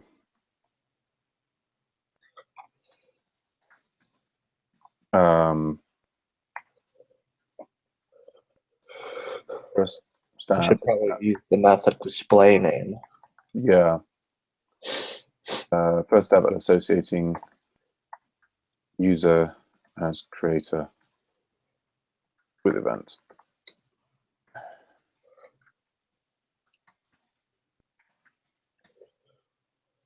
And if I go into localhost 3000, now of course in the first instance, all of these events are just not going to have users as people associated with them.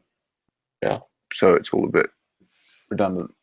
Am I actually running the server?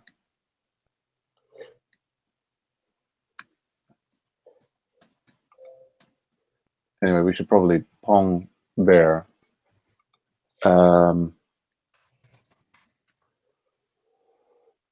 I think you're probably right about display name and first name and so on and so forth. Do we want to drive through adjusting the event creation so that it, actually allows us to see the thing in the interface?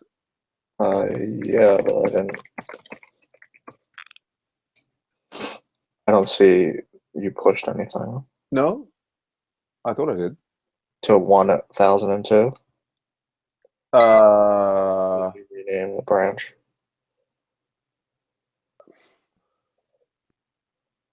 Yeah, I did git push origin 1002 there. Huh. Oh. Oh, never mind.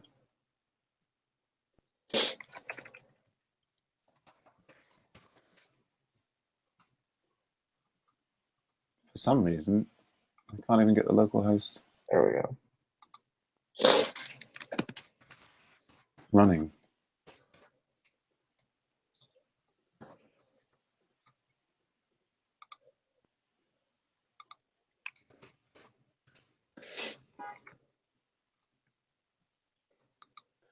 Oh, well, I can't even resume my.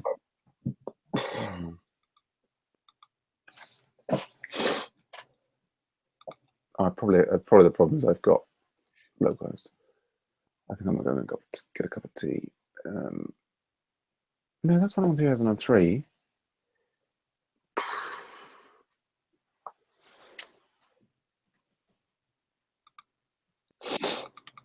Create events. Too many windows.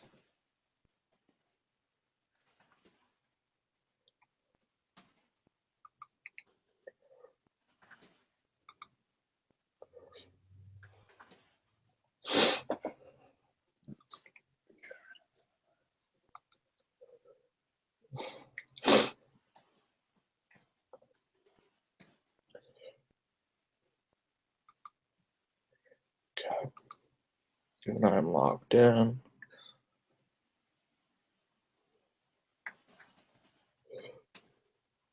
Maybe I was running in there wrong.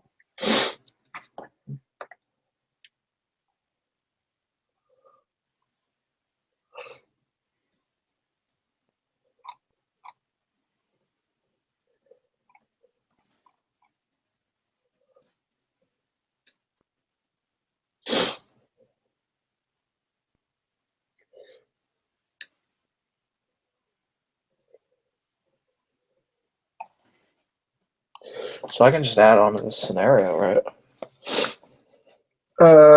You're the first new event. Oh, that one there. Azure. Yeah, you can do.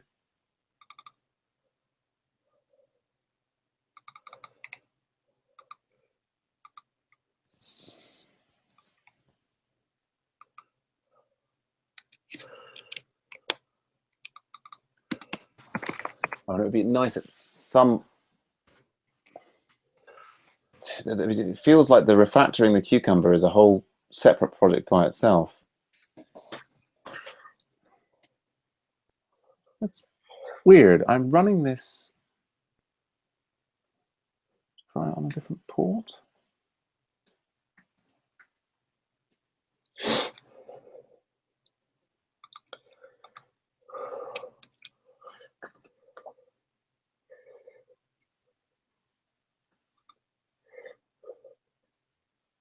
Okay. There we go.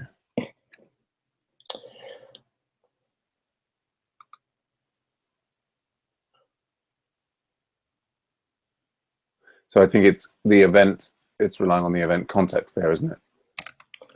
Yes. Right, but I think you're editing the wrong feature. Oh, sorry. Why do I do that?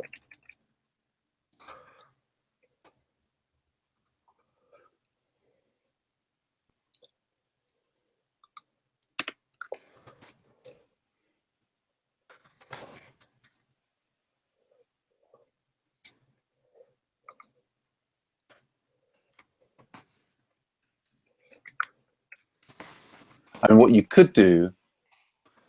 Oh yeah, that'll. I guess the thing there is that at that point that you do that, it doesn't actually exist yet. So you might want to. I might be tempted to remove that line and adjust, like on line 40. No, that's not. But basically, I think it needs to be after the I should see event created for you to be able to say given the event.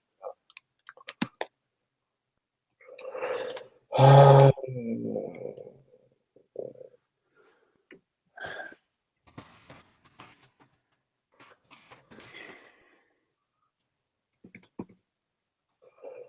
gonna go and grab a cup of tea.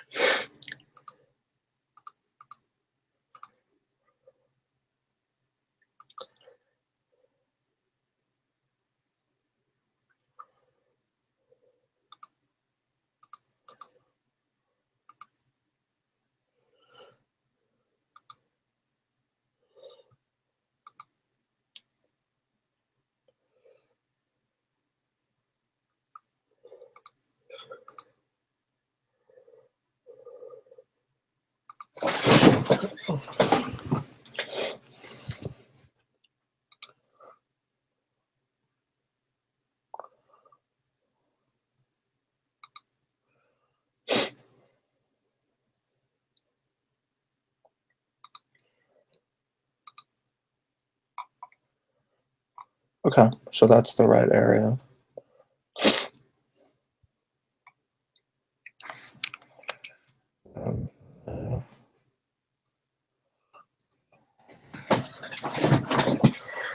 Okay.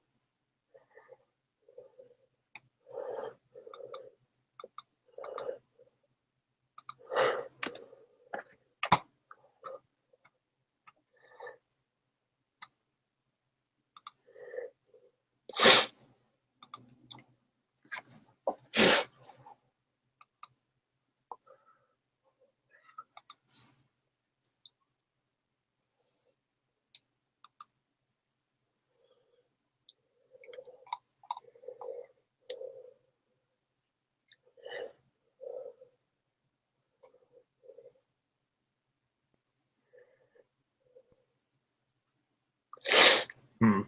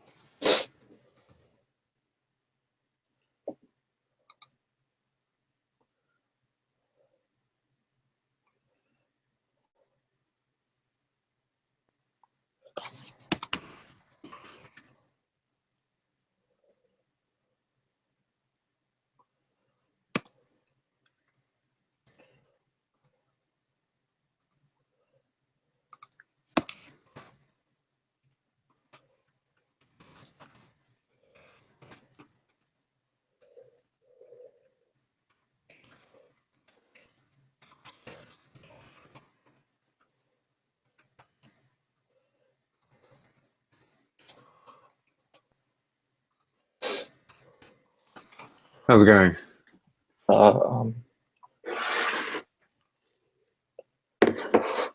Getting an expected error. Mm-hmm. I'm trying to hack my way around it. Mm. It's not working. Well, yeah, maybe it worked that time. Unknown attribute user ID. So what do we actually have in there? Creator underscore ID. So that's what it's going to be called now, right? Yeah, I think if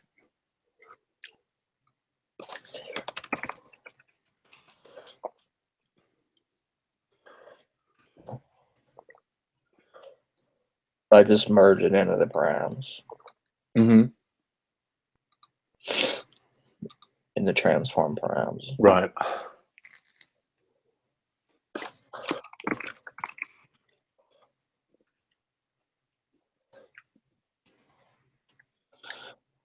Yeah, it's kind of waiting.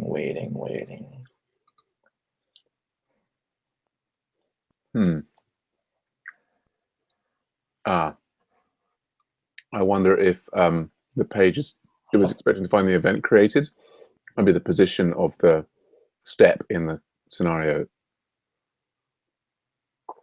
Oh no. No, I guess there was probably some sort of failure that prevented it getting there. Yes. Something can't be blank. Was there a validation failure? Name can't be blank. That's weird. It's not blank. No, but that's what it's saying in the error message that you're getting on the console there. But I guess something that I did is screwing up the params. Yeah, or the error messages. No, it's got to be the params because I'm looking at them. Mm.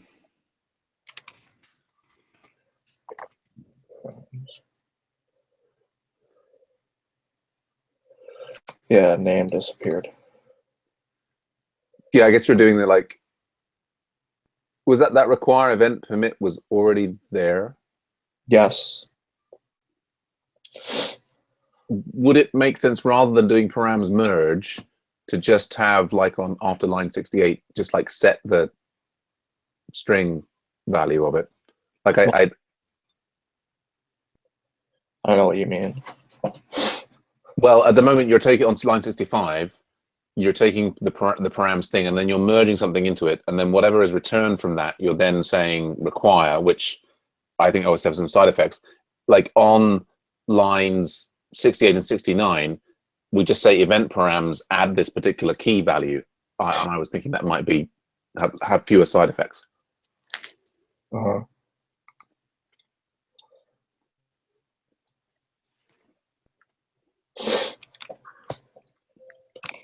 Params.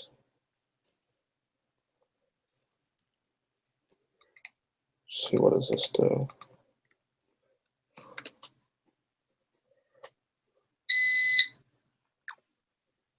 Like, name just disappeared. Mm-hmm. I guess because it overrode it. Like, it didn't merge recursively. Right.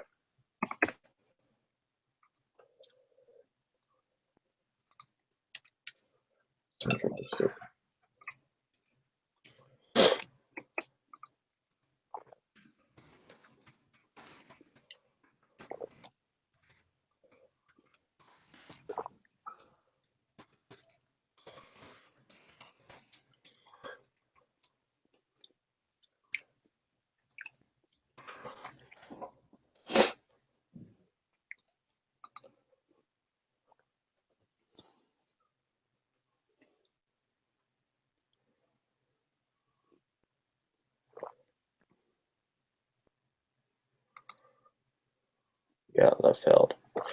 Undefined method for no class. Huh. Should it be symbols instead of strings? Maybe.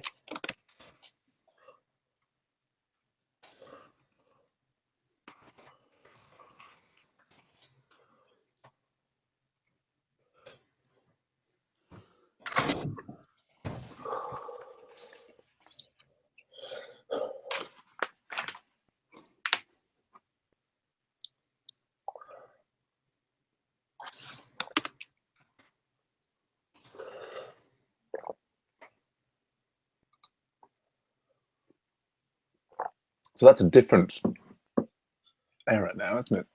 Undefined method first name for a no class. So that suggests that we're back to the same error that started this whole loop. Mm-hmm. So is it taking us to this? Did it take us to the show page at the end of that feature?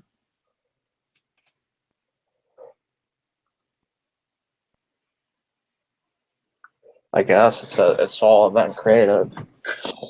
I mean, I guess Event show page for whatever. It's failing on line 27. Wait, what? No. I think it's a 43. So it got past So that. it's at that point.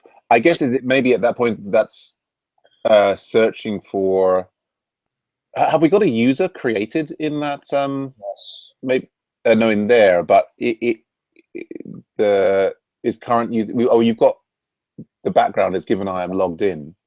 Yes. What user does that log us in as?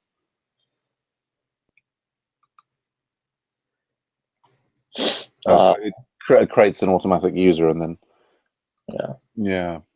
I would be tempted to go put the buy bug in there and inspect the event dynamically to see in where.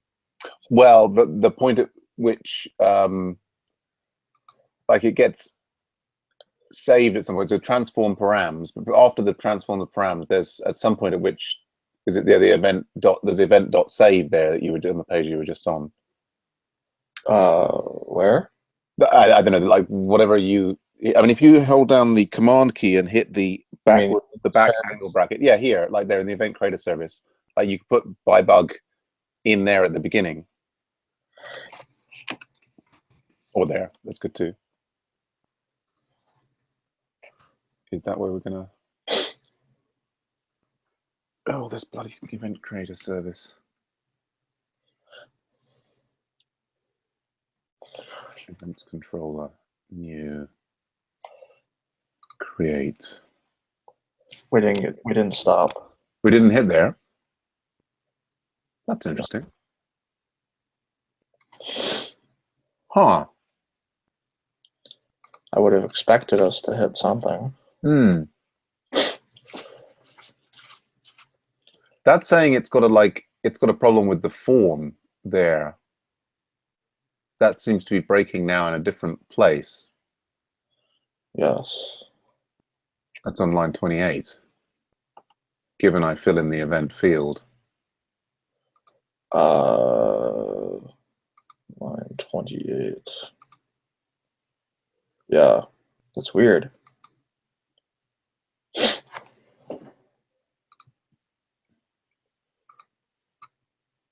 The only change that you seem to make there was the buy bug. You could do git diff.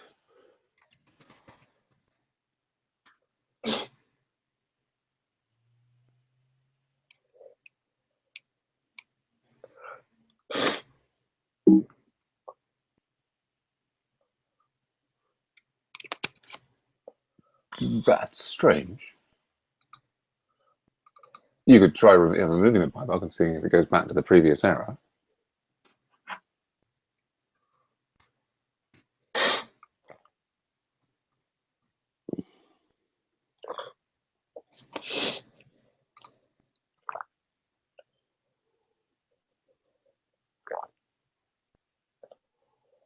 Yeah, I went back to the previous error now. Huh.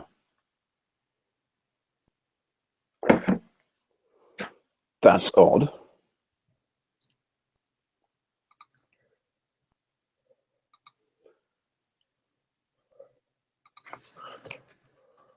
I mean, I suppose if you want to pursue that, or I mean, another place to put the buy bug would just be in the event steps, or you can there. So is this gonna keep doing that?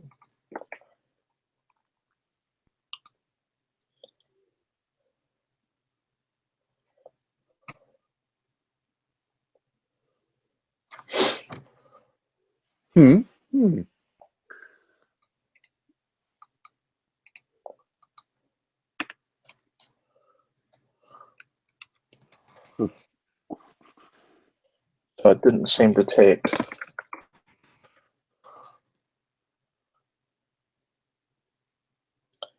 And I note the creator ID is not in there. What's the current user? I don't think that's available here. Yeah, because that's not a view. Okay, well, right. That would be available in the control. That must We're in be. a service. Maybe that's what it is. Maybe it's. Is creator ID not allowed in the permit thing?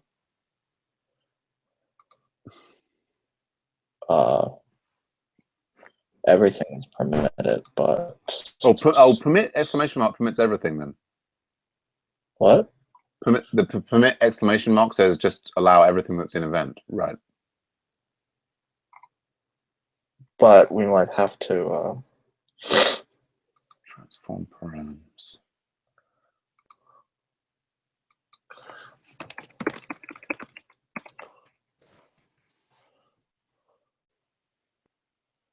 I think we're gonna have to do this. I want to do this the harder way. Okay.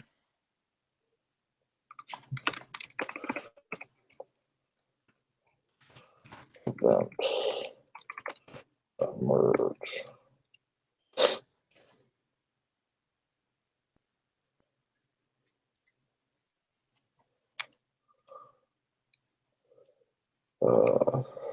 And creator ID. I think in general you shouldn't need the curly parentheses. Yeah, you probably don't. Anyway. Yeah.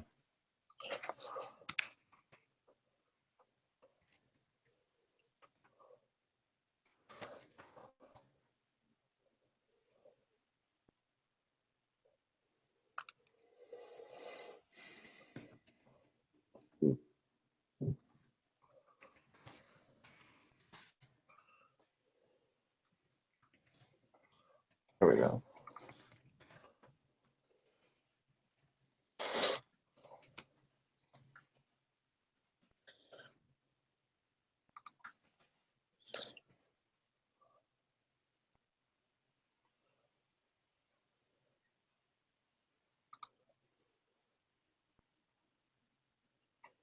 It's not going to work, is it?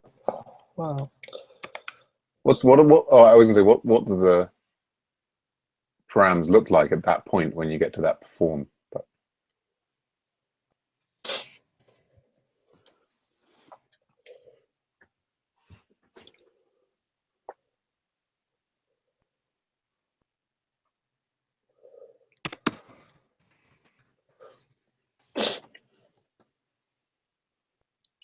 so Creator ID 1. And so if you create the like an event there, I mean, just you could hit next and go on to the next line. Yeah, I think it's right. I think it seems like it's there's a failure there. I mean, Yeah, it's just. It might be easier to work out what's going on by running it just not No, from a test it's through putting the this interface. UTF-8 in there.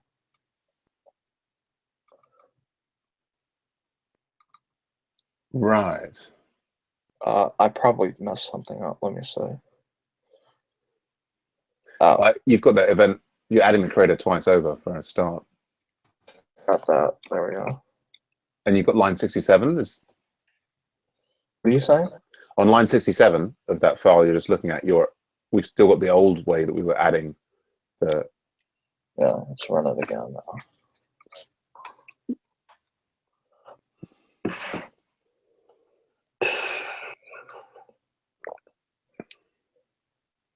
Would it be faster to just build the whole site from scratch again? I'm not sure.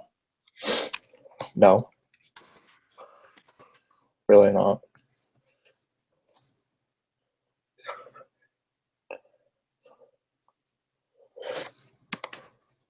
Passed. Okay. Passing. Celebrate. Yay.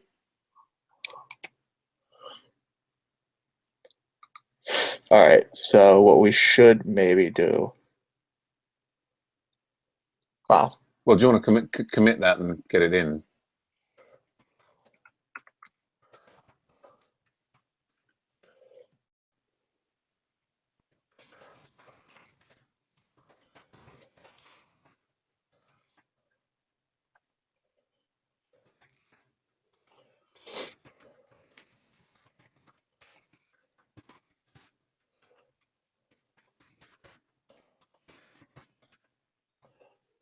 There, I pushed it.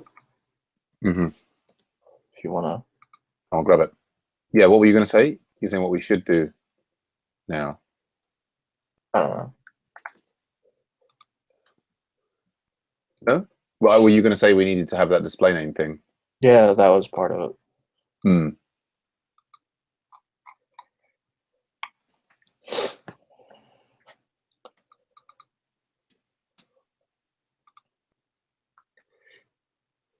Um,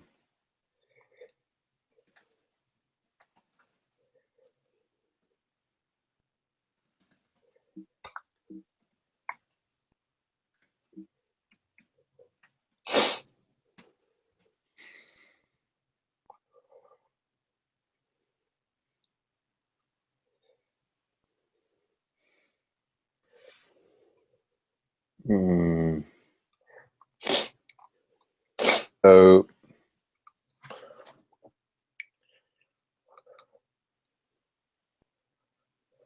why is that not logging in?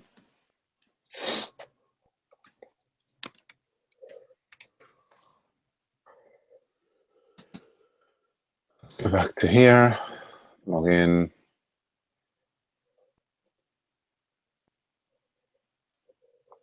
Is it getting stuck on something?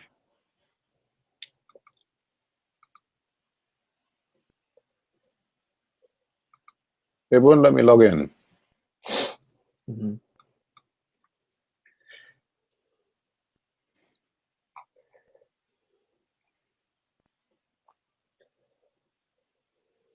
Hmm.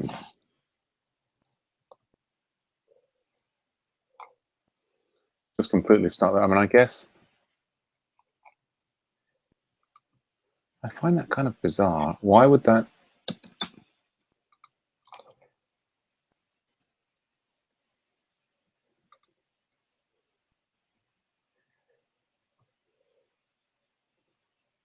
Hmm.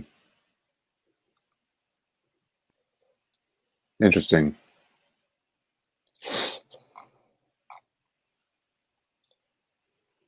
Okay. It's because I'm okay. It doesn't like it because doesn't like me running on that port because the registration callbacks are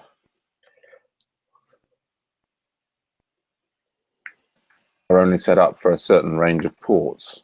But I'm finding that if I start it on port 3000, it totally dies. It's just totally non-responsive. Another thing running on it. Yeah, that's what I kind of thought. I mean, it's partly been just that it's. I mean, the whole computer needs a reboot, really.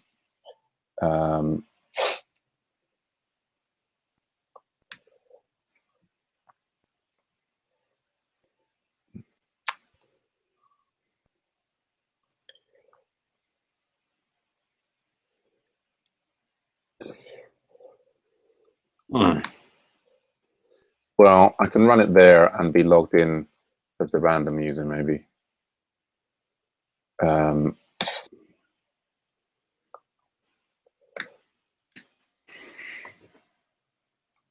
don't know. That seems bizarre that we need to do. I think maybe deep merge. Right. There's something called deep merge in the library. Hmm. In the Rails library. Right. That might work. Hmm.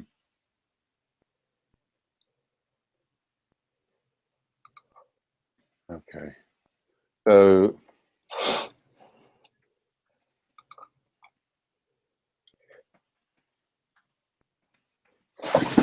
I haven't got that right, have I?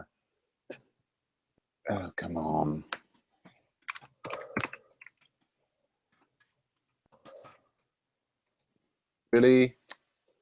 That just...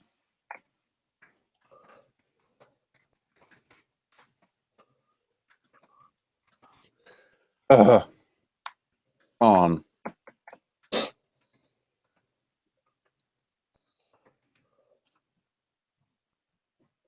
Last try. I think that the oh no, because right, I guess that's for that's the seeded database.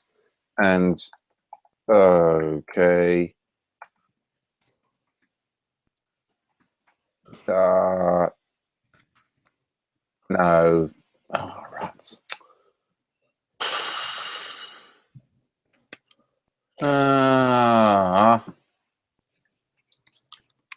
So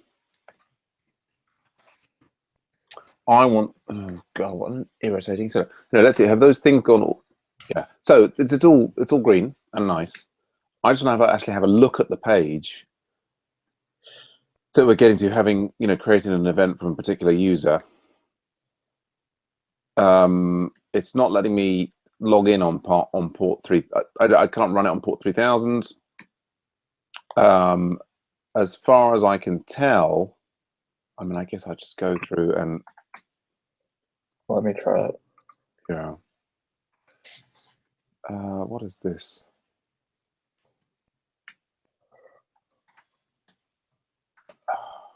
One, two, three, four, 5. Migrations are pending. Why not run migrations at all? It would. Maybe you ran them for the test environment, but not for the. Or maybe when you ran the test, it rebuilt the database and.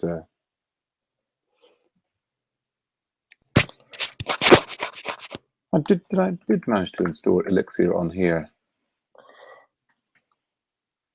Yes, but not on my other computer. Okay. Okay.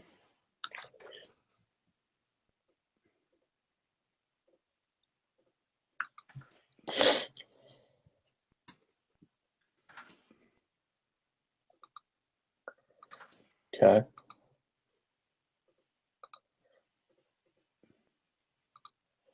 Create a new event. Test for me. Stuff.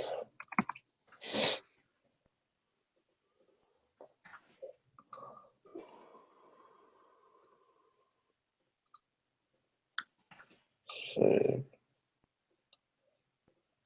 Events. Upcoming events.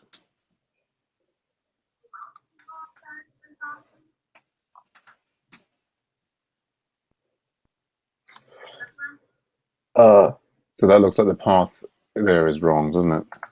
Yeah. Okay. So I think it should be user path rather than user's path on both of them.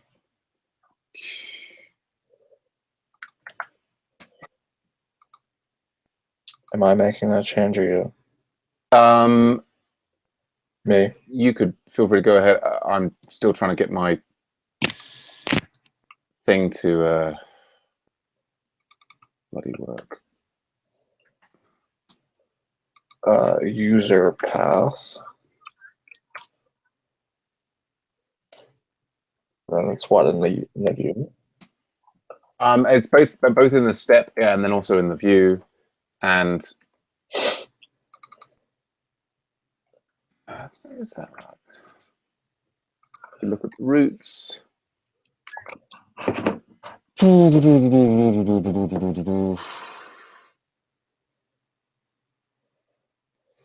Yeah, user. Yeah, the prefix user underscore gets. Why is it prefixing? I don't know. That's presumably that's strange. Maybe the link to the order needs to be reversed on those two.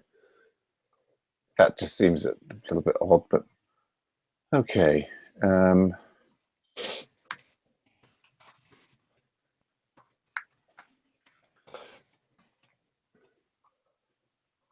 Okay. I'm going to shut down. I'm going to reboot my whole terminal system. That's weird. It's not even. I've got Rails link to. What's the? This is the URL, but it's supposed to take link to examples. Yeah, the first should be a string of what you want to join it to, and then it was right the first way around. I mean, we've got a link to the join now on the thing underneath. Didn't want that trailing comma there. You've got a trailing comma on 64, yeah.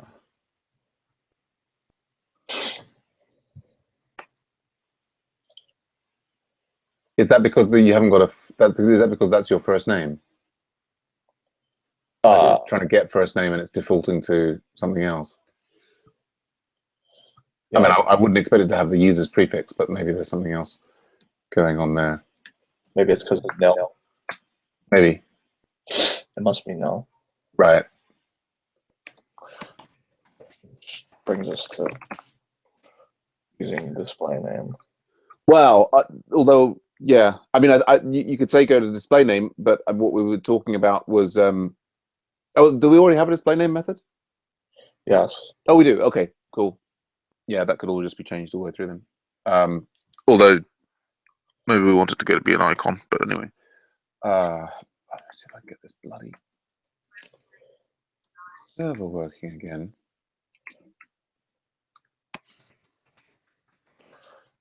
Okay.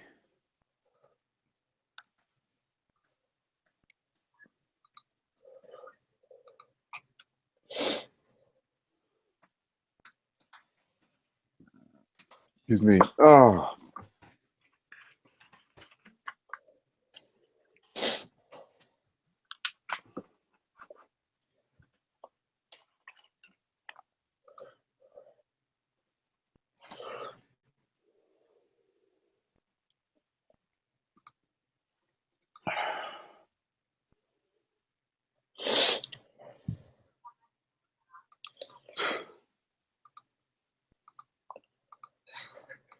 Okay.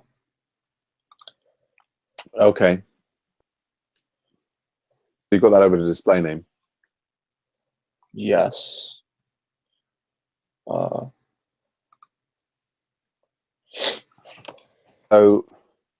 this other thing I could do here is like, well, I could try in a different browser.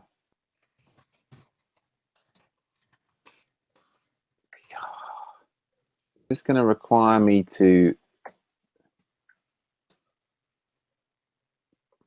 like a rogue process? Is there a mechanism to kill all jobs running on a particular port? OSX.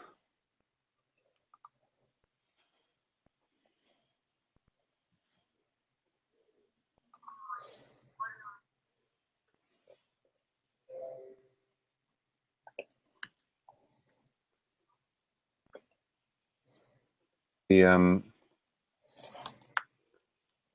mean, nothing to think about now is sort of the design of the show page. Yeah, so what we should probably do is rather than have that there,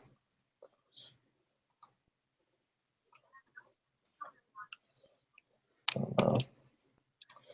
See if that works. Ah, What's in the I think I have unlocked my system.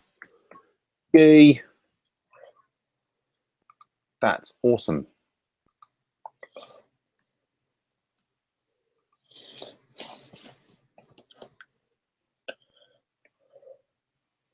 So is there a link for the person's icon? There's a test. There's a Gravatar test in the features, which looks like it is kind of has all the setup to create the thing. Link for their icon. So I broke this out into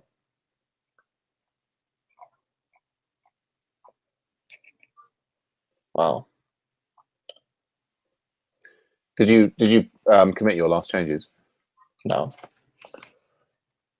Should I?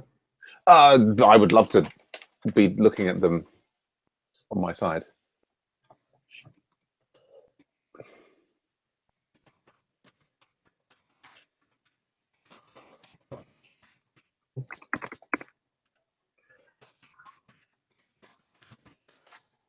Okay. Thanks. You're right to Pong now that I've unlocked my. Sure. Thanks. So I guess.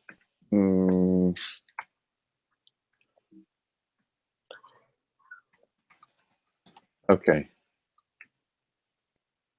And so now if I create a new event locally, tests owned event. Okay. So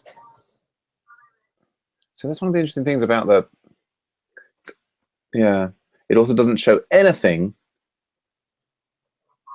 if it's in the past or it's not repeating. Yeah.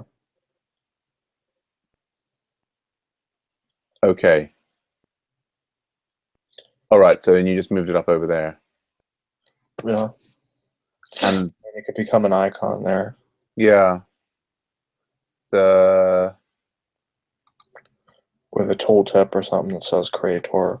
Yeah, I'm just thinking about where the event live now comes in. I guess that will just knock it down a bit when it comes in. You turn it live. Well, whatever.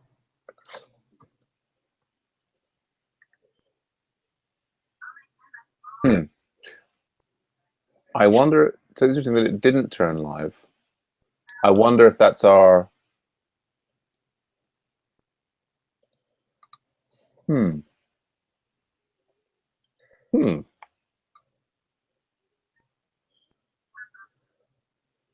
Interesting. It's like not taking the Hangout link. Which is interesting.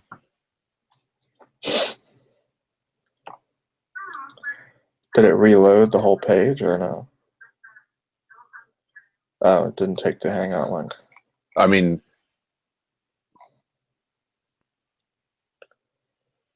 won't let me set it live.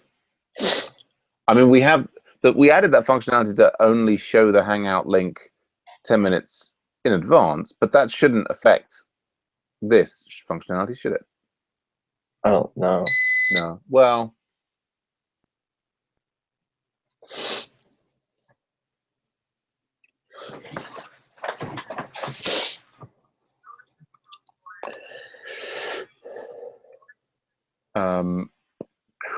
okay, so we've got the show page. So you've popped that down there, right? And it's just in that thing underneath here.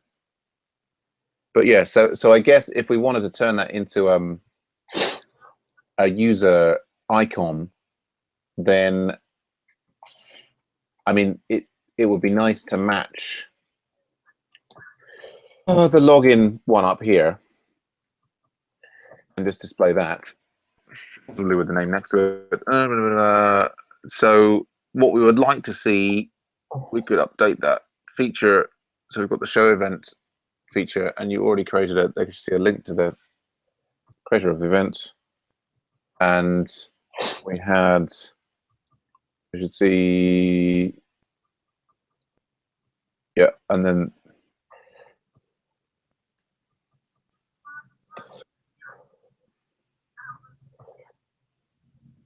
there, icon of the creator of the event. Now we had somewhere, not in the step definitions, but in the users, we have the avatar feature.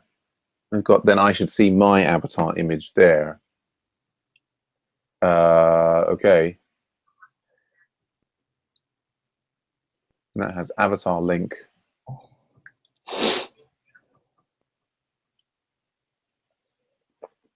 Given I have an avatar image. Okay. Okay. I guess that's interesting. And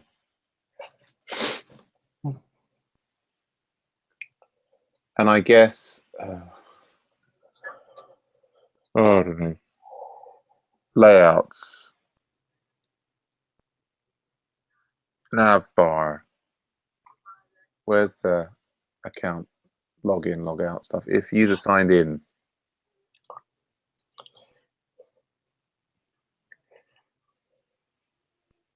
My account. Grab our image presenter. Presenter, present current user, do. Okay.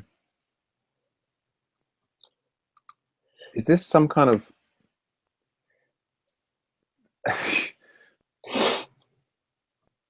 that just seems like the most ridiculous yield thing I've ever seen.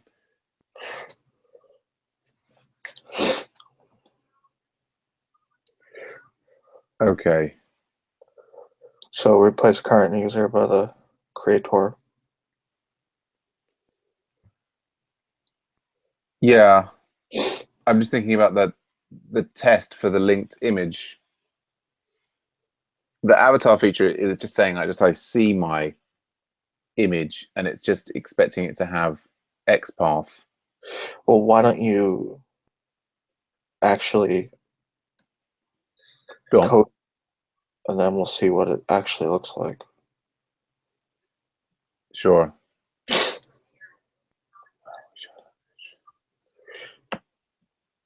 I was just looking to get a failing test first. Right, but that's, I don't know. It's not likely that you're going to get an actual meaningful failure without really knowing anything. Well,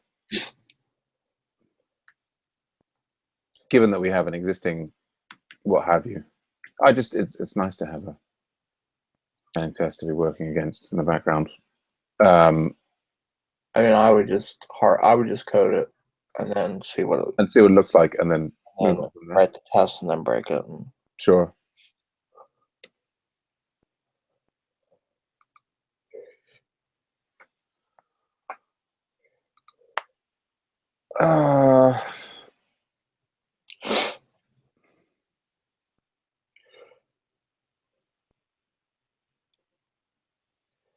So this one here, I mean, they're doing presenter.gravatar image. So they've got a user presenter class. I think if you just pop that in, it'll. Yeah, I'm just in there. So look at this, they've got an image tag inside the user presenter class. Goodness. Yeah. Okay.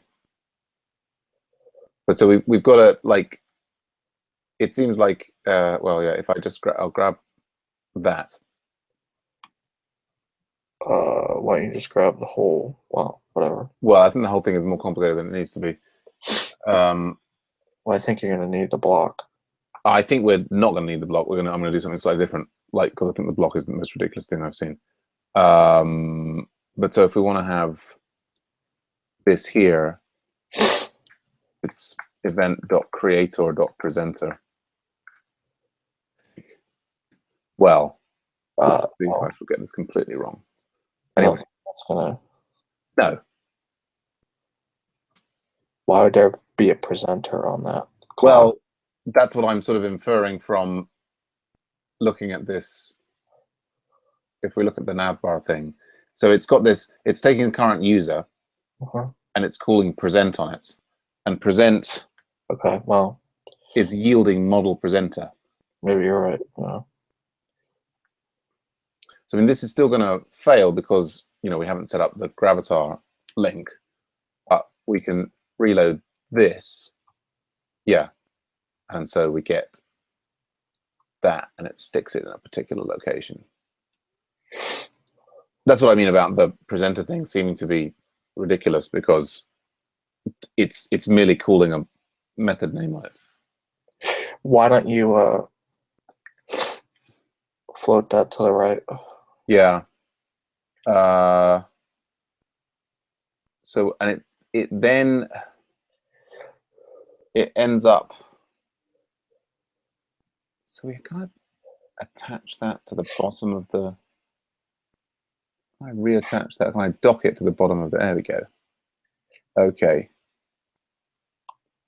So we've got a series of things in the div. Now, why is no? That's got float right on it. Okay. So ignore that one and that one for the moment. Where's the show page gone here? Oh, so you just added a style to float that to.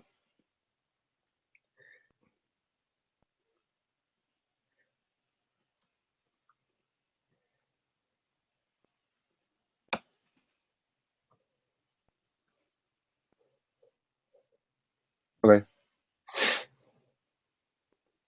So there's an interesting question there about whether we want to have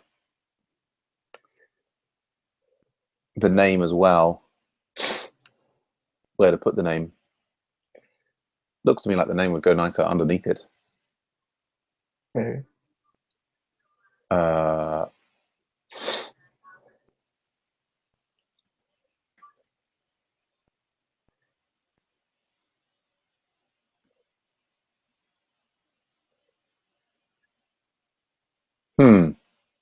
So you want it underneath, well, because it's floating, it's not gonna.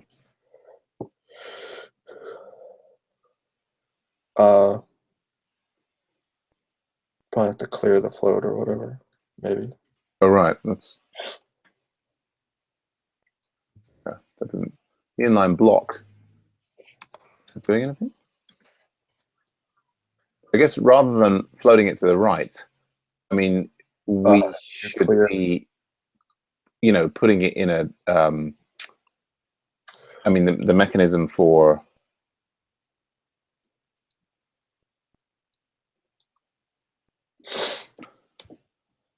I mean, the bootstrap thing is to. I mean, that's not necessarily going to be exactly what we want because it'll put it in a different position. But if we just, rather than hacking those, if we do that, right, that's weird. That's put all of our. Have I just done it? Well, I've done it. Well, it means the closing div. Water's suddenly in a different position. There. If this. That's interesting there. So what is that? Oh, right, the X12. Is there this thing that we have to do?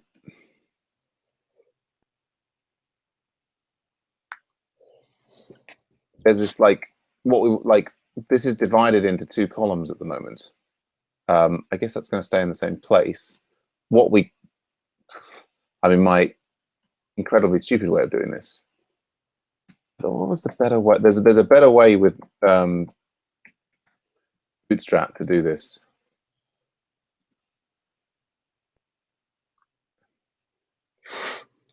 Which is to put I can kind of knock it all the way over to the last column. There we go. That's kind of too far, isn't it?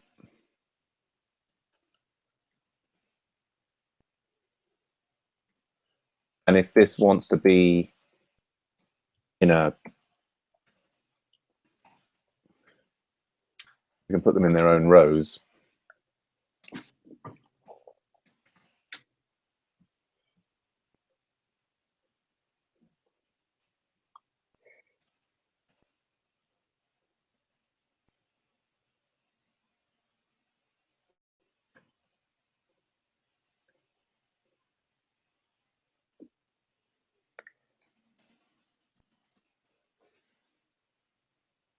The town sucker there, but I guess what is this? There's a mechanism for centering text in Bootstrap.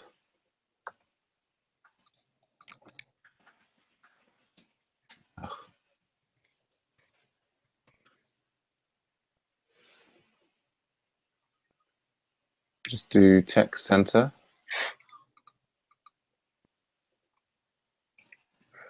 Class text center, no.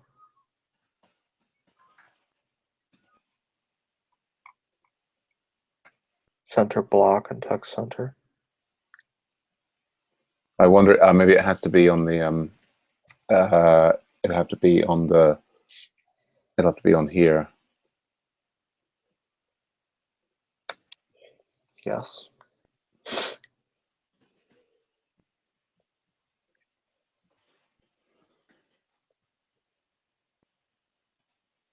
Right, and it's centered that. I guess what we want, it would kind of. Do we want that as well? And have them both. Okay, so that centers both of them within this 2-column width item. Right. I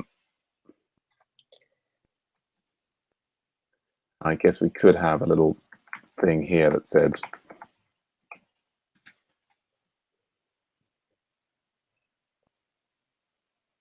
Sure. It's great. Now, it would be nice to see what. Now, because the test still fails, it would be lovely to see what the. And that sort of stays in the right place. There. When it's getting that small, it's supposed to switch to a different view, but whatever. What does it look like on the. If we click. Where's my mouse gone? Come back, mouse. I guess that's just appearing underneath. Doesn't look that horrible.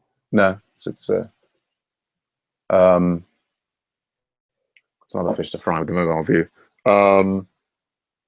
Yeah, I mean, so the two things I'm thinking, one, we can make the test pass. Two, like basically the whole Live Now thing should appear in place of the start Google Hangout thing. Basically, it seems to me, like it if we're talking about this page. But so in this context, in order for the test to pass, we need the avatar link to have been kind of set. Ooh. What? We need the avatar link to have been set for this particular user. Yeah. So we've got like avatar feature. We've got this step, which is that I have an avatar image, but that just sets an instance variable. Yeah. I guess that creates a user. Does the factory girl default have a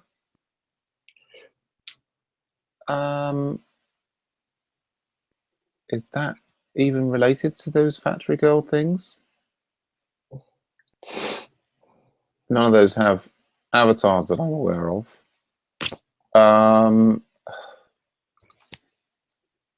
Is the factory girl using these factories?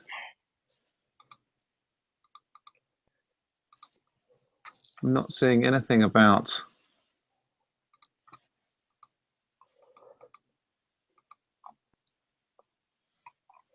the avatar feature. Then I should see my avatar image.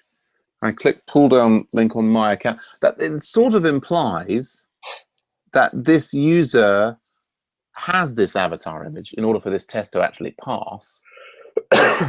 Yeah. There's somehow some sort of association.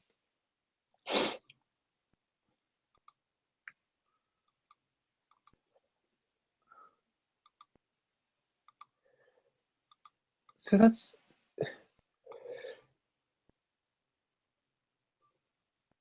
right. No, so this path is factory girl creates. It creates a user. The user signs in. I can't see how that actually works.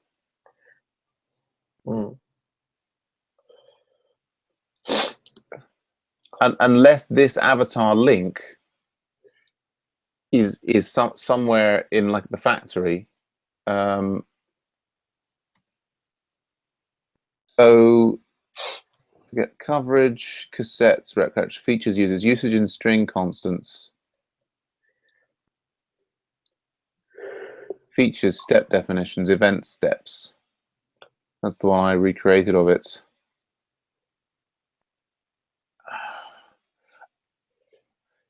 Is it possible that this is actually hitting, like that they actually registered this email? Maybe. And that email is associated with that Gravatar thing on there, and that, so in order to use my personal avatar. And so in fact, in the features, right, and that's why we're seeing it here in the cassettes, should be able to preview, right, because I think what we've got there is the system is actually hitting, although it's not mentioning, that's the look of those things. But so if I, okay. So the implication of that is that if we gave this user this email address, they would end up having that avatar, possibly. Yes, indeed. Blah.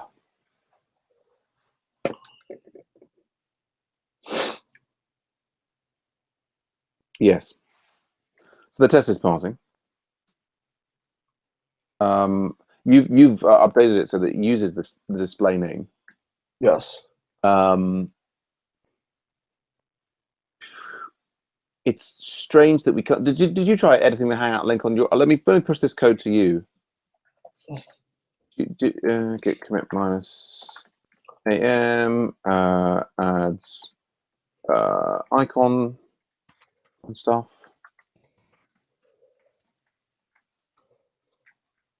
I guess the other thing we'd like to have this icon. Like at the moment, it's only the username that's clickable, but the icon should be clickable as well.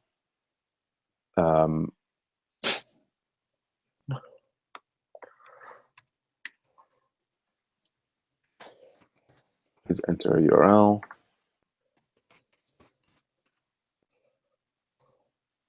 Yeah, I can't seem to make the event go live.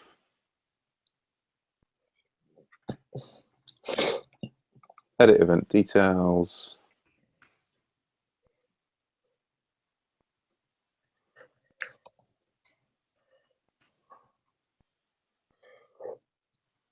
See, if I make it,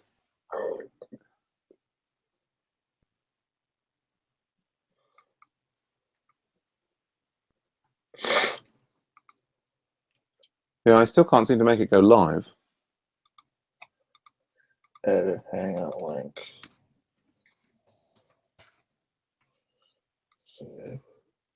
You're not sharing your screen. It went live for me. Oh, okay. I guess I'm just so. Can you share your screen and show me what it looks like when you go live?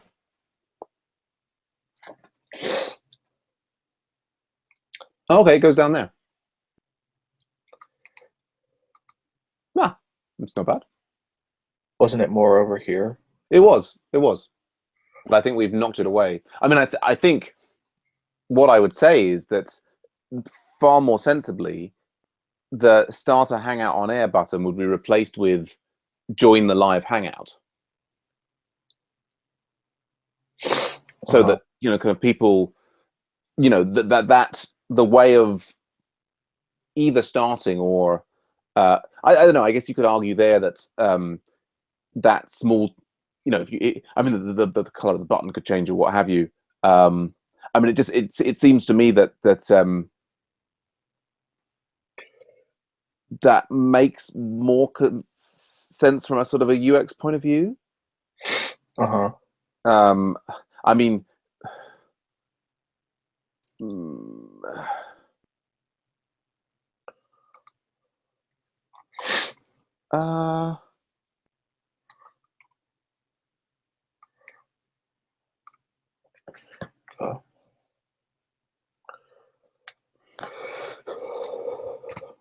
I mean, yeah. I mean, from the,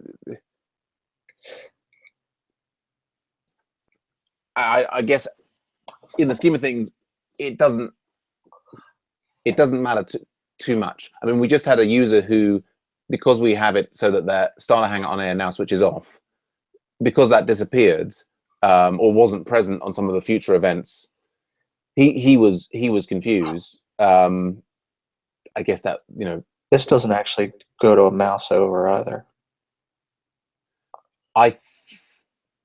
Shit. It did on mine. For me, it doesn't right now. But And you're in Chrome?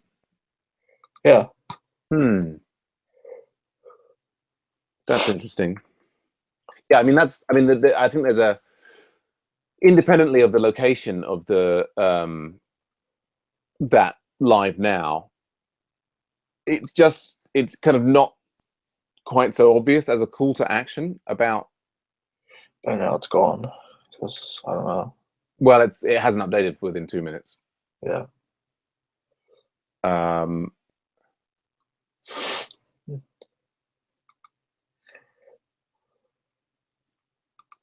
So is this going? Oh, there it is. That's just weird. Yeah. What was that? I said it was just weird the way that it looked. Okay. It is now hyperlinking it. I mean, it was hyperlinking it. It was just not showing the hand. Okay, the hand was, yeah. I mean, I guess I would say the key change that we want to make to kind of, if we want to wrap this up here, the key change is to make the image link to the user profile as well as the name. Okay. I would say.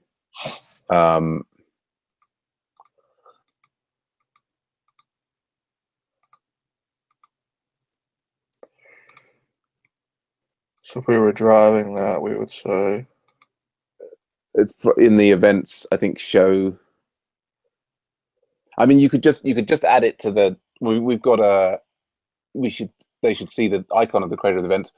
We could just change that step on line 294 and conflate the two things. They should see. Or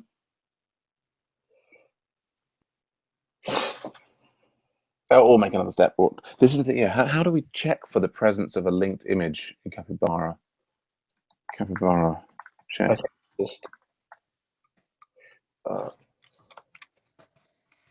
Isn't it?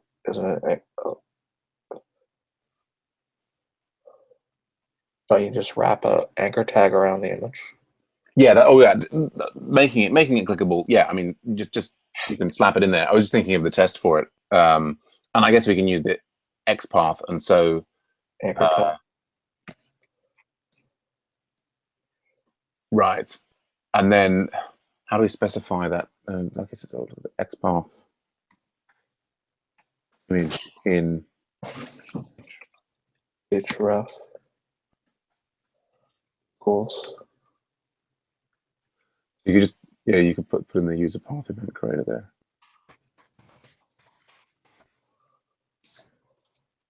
See if that even works.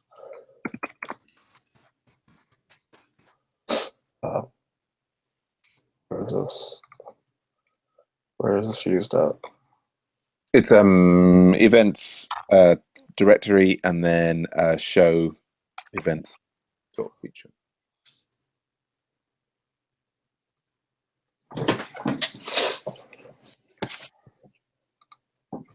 I guess I'm also tempted to write a rake script to infer from who started the previous events, who previous events belong to. But anyway.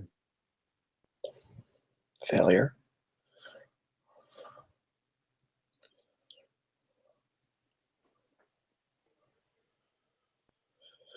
Browser syntax error, so that's obviously not correct. Yeah, I'm not sure how to. Do you need a space there? It's like we've got XPath nested elements. That's the question. How do we specify nested elements in XPath? XPath 4 nested elements. Oh, I think you need a slash between the two of them. Like that? Yeah, but yeah, there. Like that. And I would run. Yeah, go. You run the test, but run it line 20. Well, I think you ran the whole set of all of the. Yeah. Uh-huh.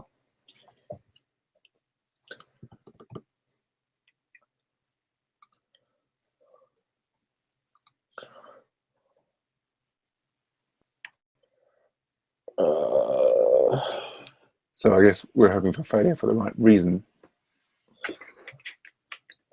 Yeah, we're hoping for failure for the right reason.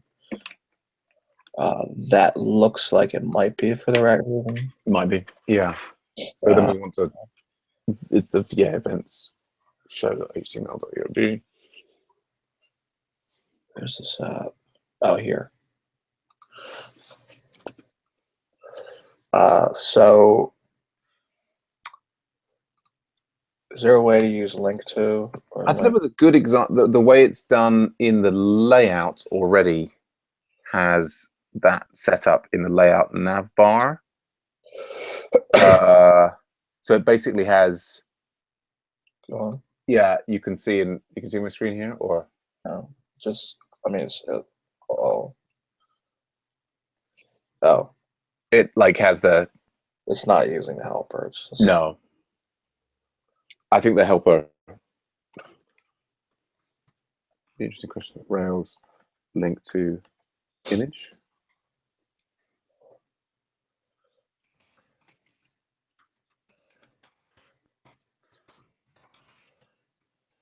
Now, there's some suggestions that it could be.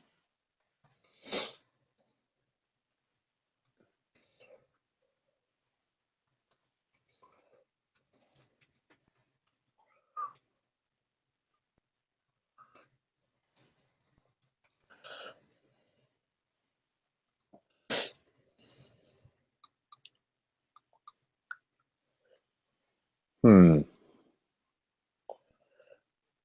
on.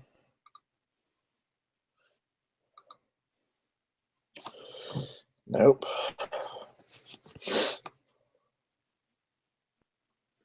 Didn't find it. Right. So I guess we might. I mean, rather than like repeatedly taking 15 or 20 seconds every time, if every variation of XPath, we could get the debugger in there and be doing, find instead to speed up our debug loop.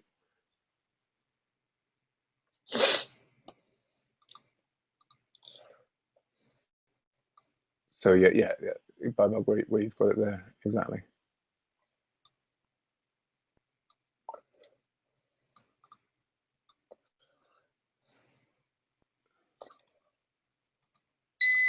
So I do page.find. Yeah. That should fail, and the selection. Syntax error now. But it didn't say that before. I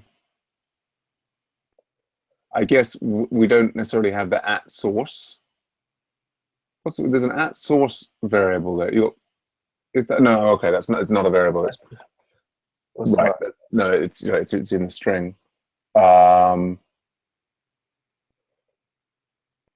Do you want to? I don't know if user path is available in this context. Do you want to just like return the string there and see instead of doing page find the string? It is available. Users, at least Alice Jones is going to. Oh, okay. So, I want to display the full correct thing there. Okay. Do you want to do find on the first part of it and check that it's finding the link? I mean, you could just do the find on the two independent parts of it.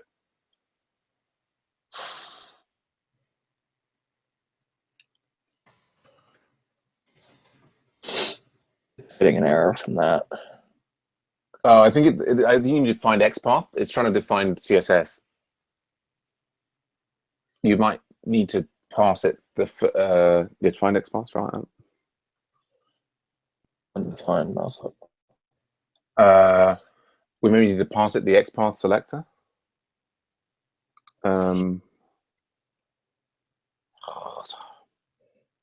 XPath to find a hyperlinked key image. Find XPath capybara.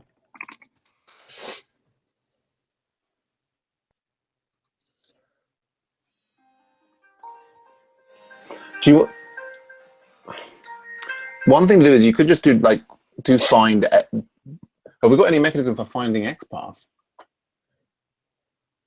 Oh dear. I'm trying to find out. Right.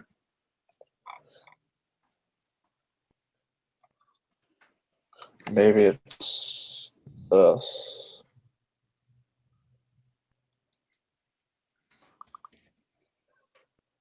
There, that worked. Okay.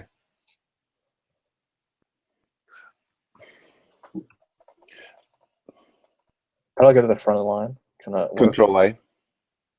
Control A. No. Control Not A. Command A, Control A. Ugh. Oh, but no, maybe it's not going to work in that context. No. No. Won't work. Painful. The thing that we might try is just A/img.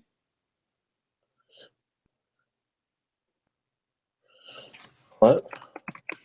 Well, I was just like, we're doing this. The thing we're trying to work out is, can we find an image tag inside an anchor tag? So the simpler version of that is just do page.find XPath. I mean, rather than deleting all of that, let's just start with the simpler, like do page.find :XPath, and then do a quotes A/img, and see if that finds something. Oh, page.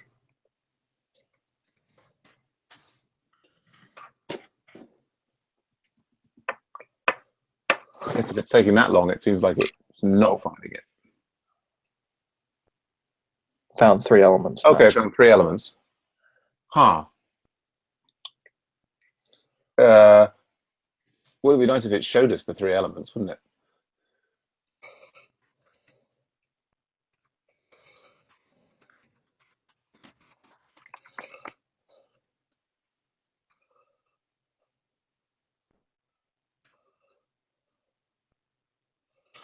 Should just be 1 now. Hope. You would have thought.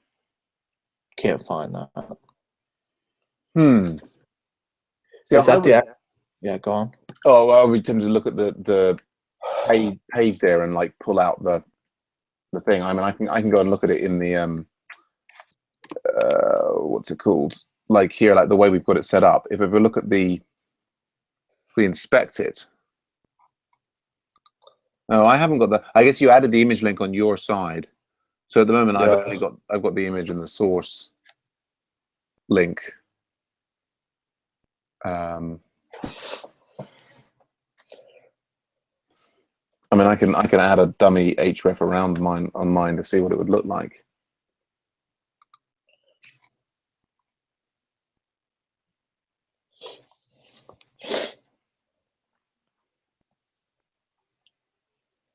Wow. Yeah. So you get that annoying text. I mean, what I would usually do is grab that, stick it in a text editor, and search within it. Yeah. Seems like a waste of time. Okay.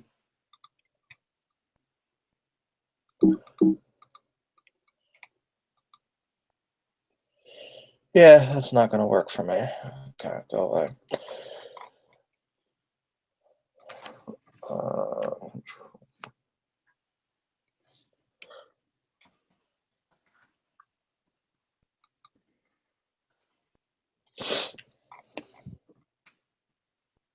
Do you want me to push it up and you can?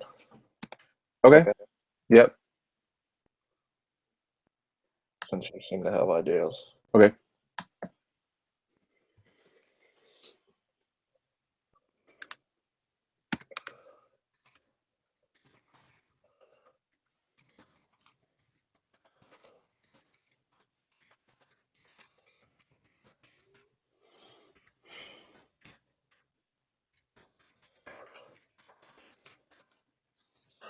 Sure.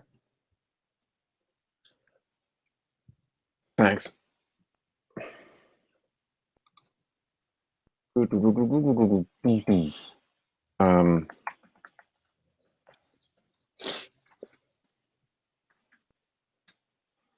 Okay. So if I reload this page, oh, that's interesting. Oh, because the event is now in the past.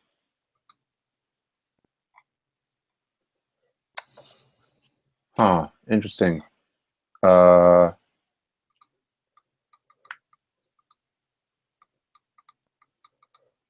Okay, so no, that's interesting.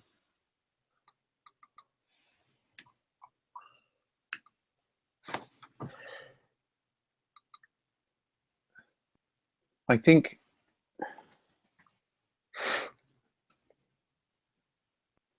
I'm also tempted to try this.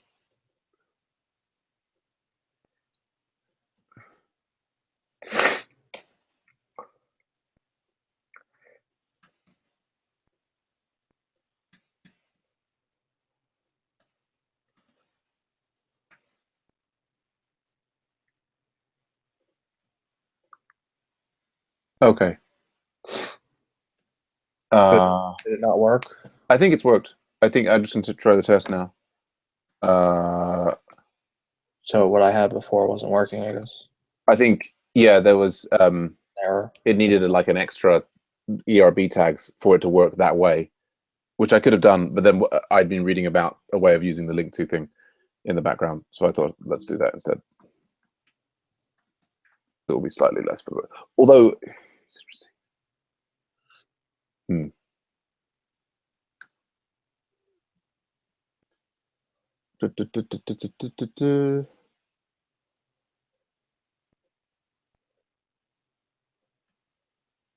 And that's, oh, we've still got the bubble in there. And that's passed. Okay. Do you want to break it now and see that it works? Yeah. Okay. Let's get rid of the buy bug. I guess we did break it in the beginning, yeah. User steps, not user steps. It wasn't actually broken in the beginning. Come on, brain. Come on, brain. That's not the right place to be looking at. This is better. I want to look at event steps. I think at the very end, yes, get rid of the buy bug.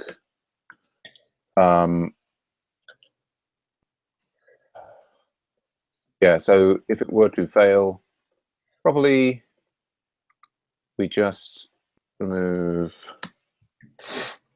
that and that.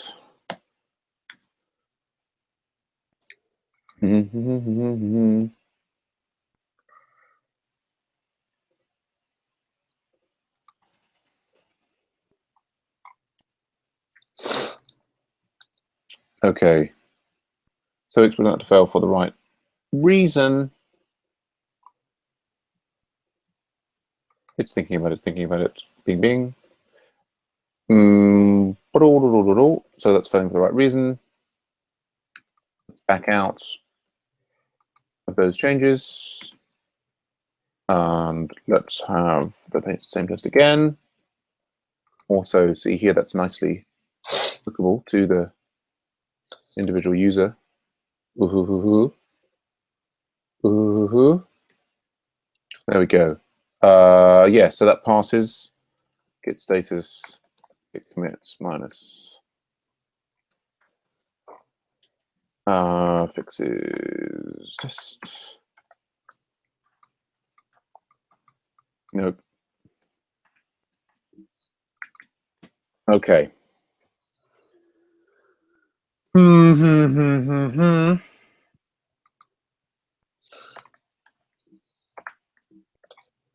So, well, that's just in time for a bit of Scrum action. Oh, it took us the whole morning. Yes. Well, it involved, you know, how to migration things.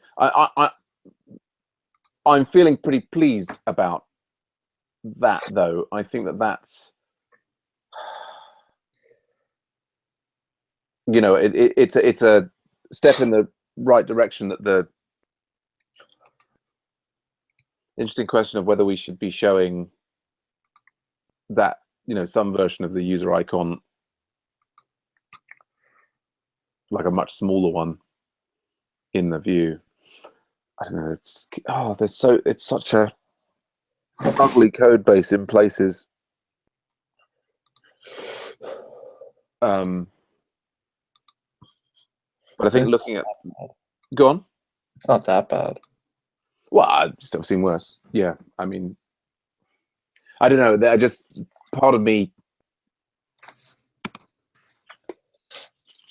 it would be nice to be kind of, you know, doing the things we talk about, and smoothing the domain model But I mean, the more interesting thing is if we start, presenting the users to each other. I mean, I think that the really interesting thing to work on for the rest of the week, maybe this, trying to get that accurate participant data back from the system. Yeah. And sort of, we do have a chance there because it doesn't have a participants model, so we can actually build a participant model and try and get it right. Right. Yeah. Yeah. Oh, that's looking kind of green.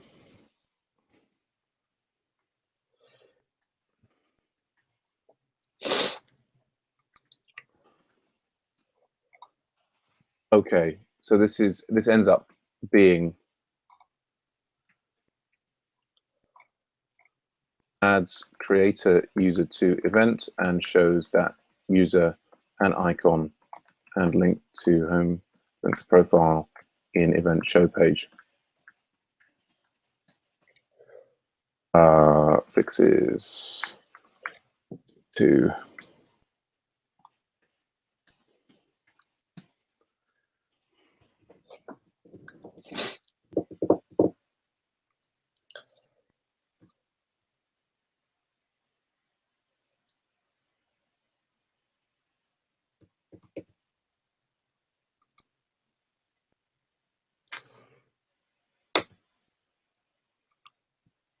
yeah, it's just sort of frustrating in retrospect. We had periods when there were lots more people knocking around the system.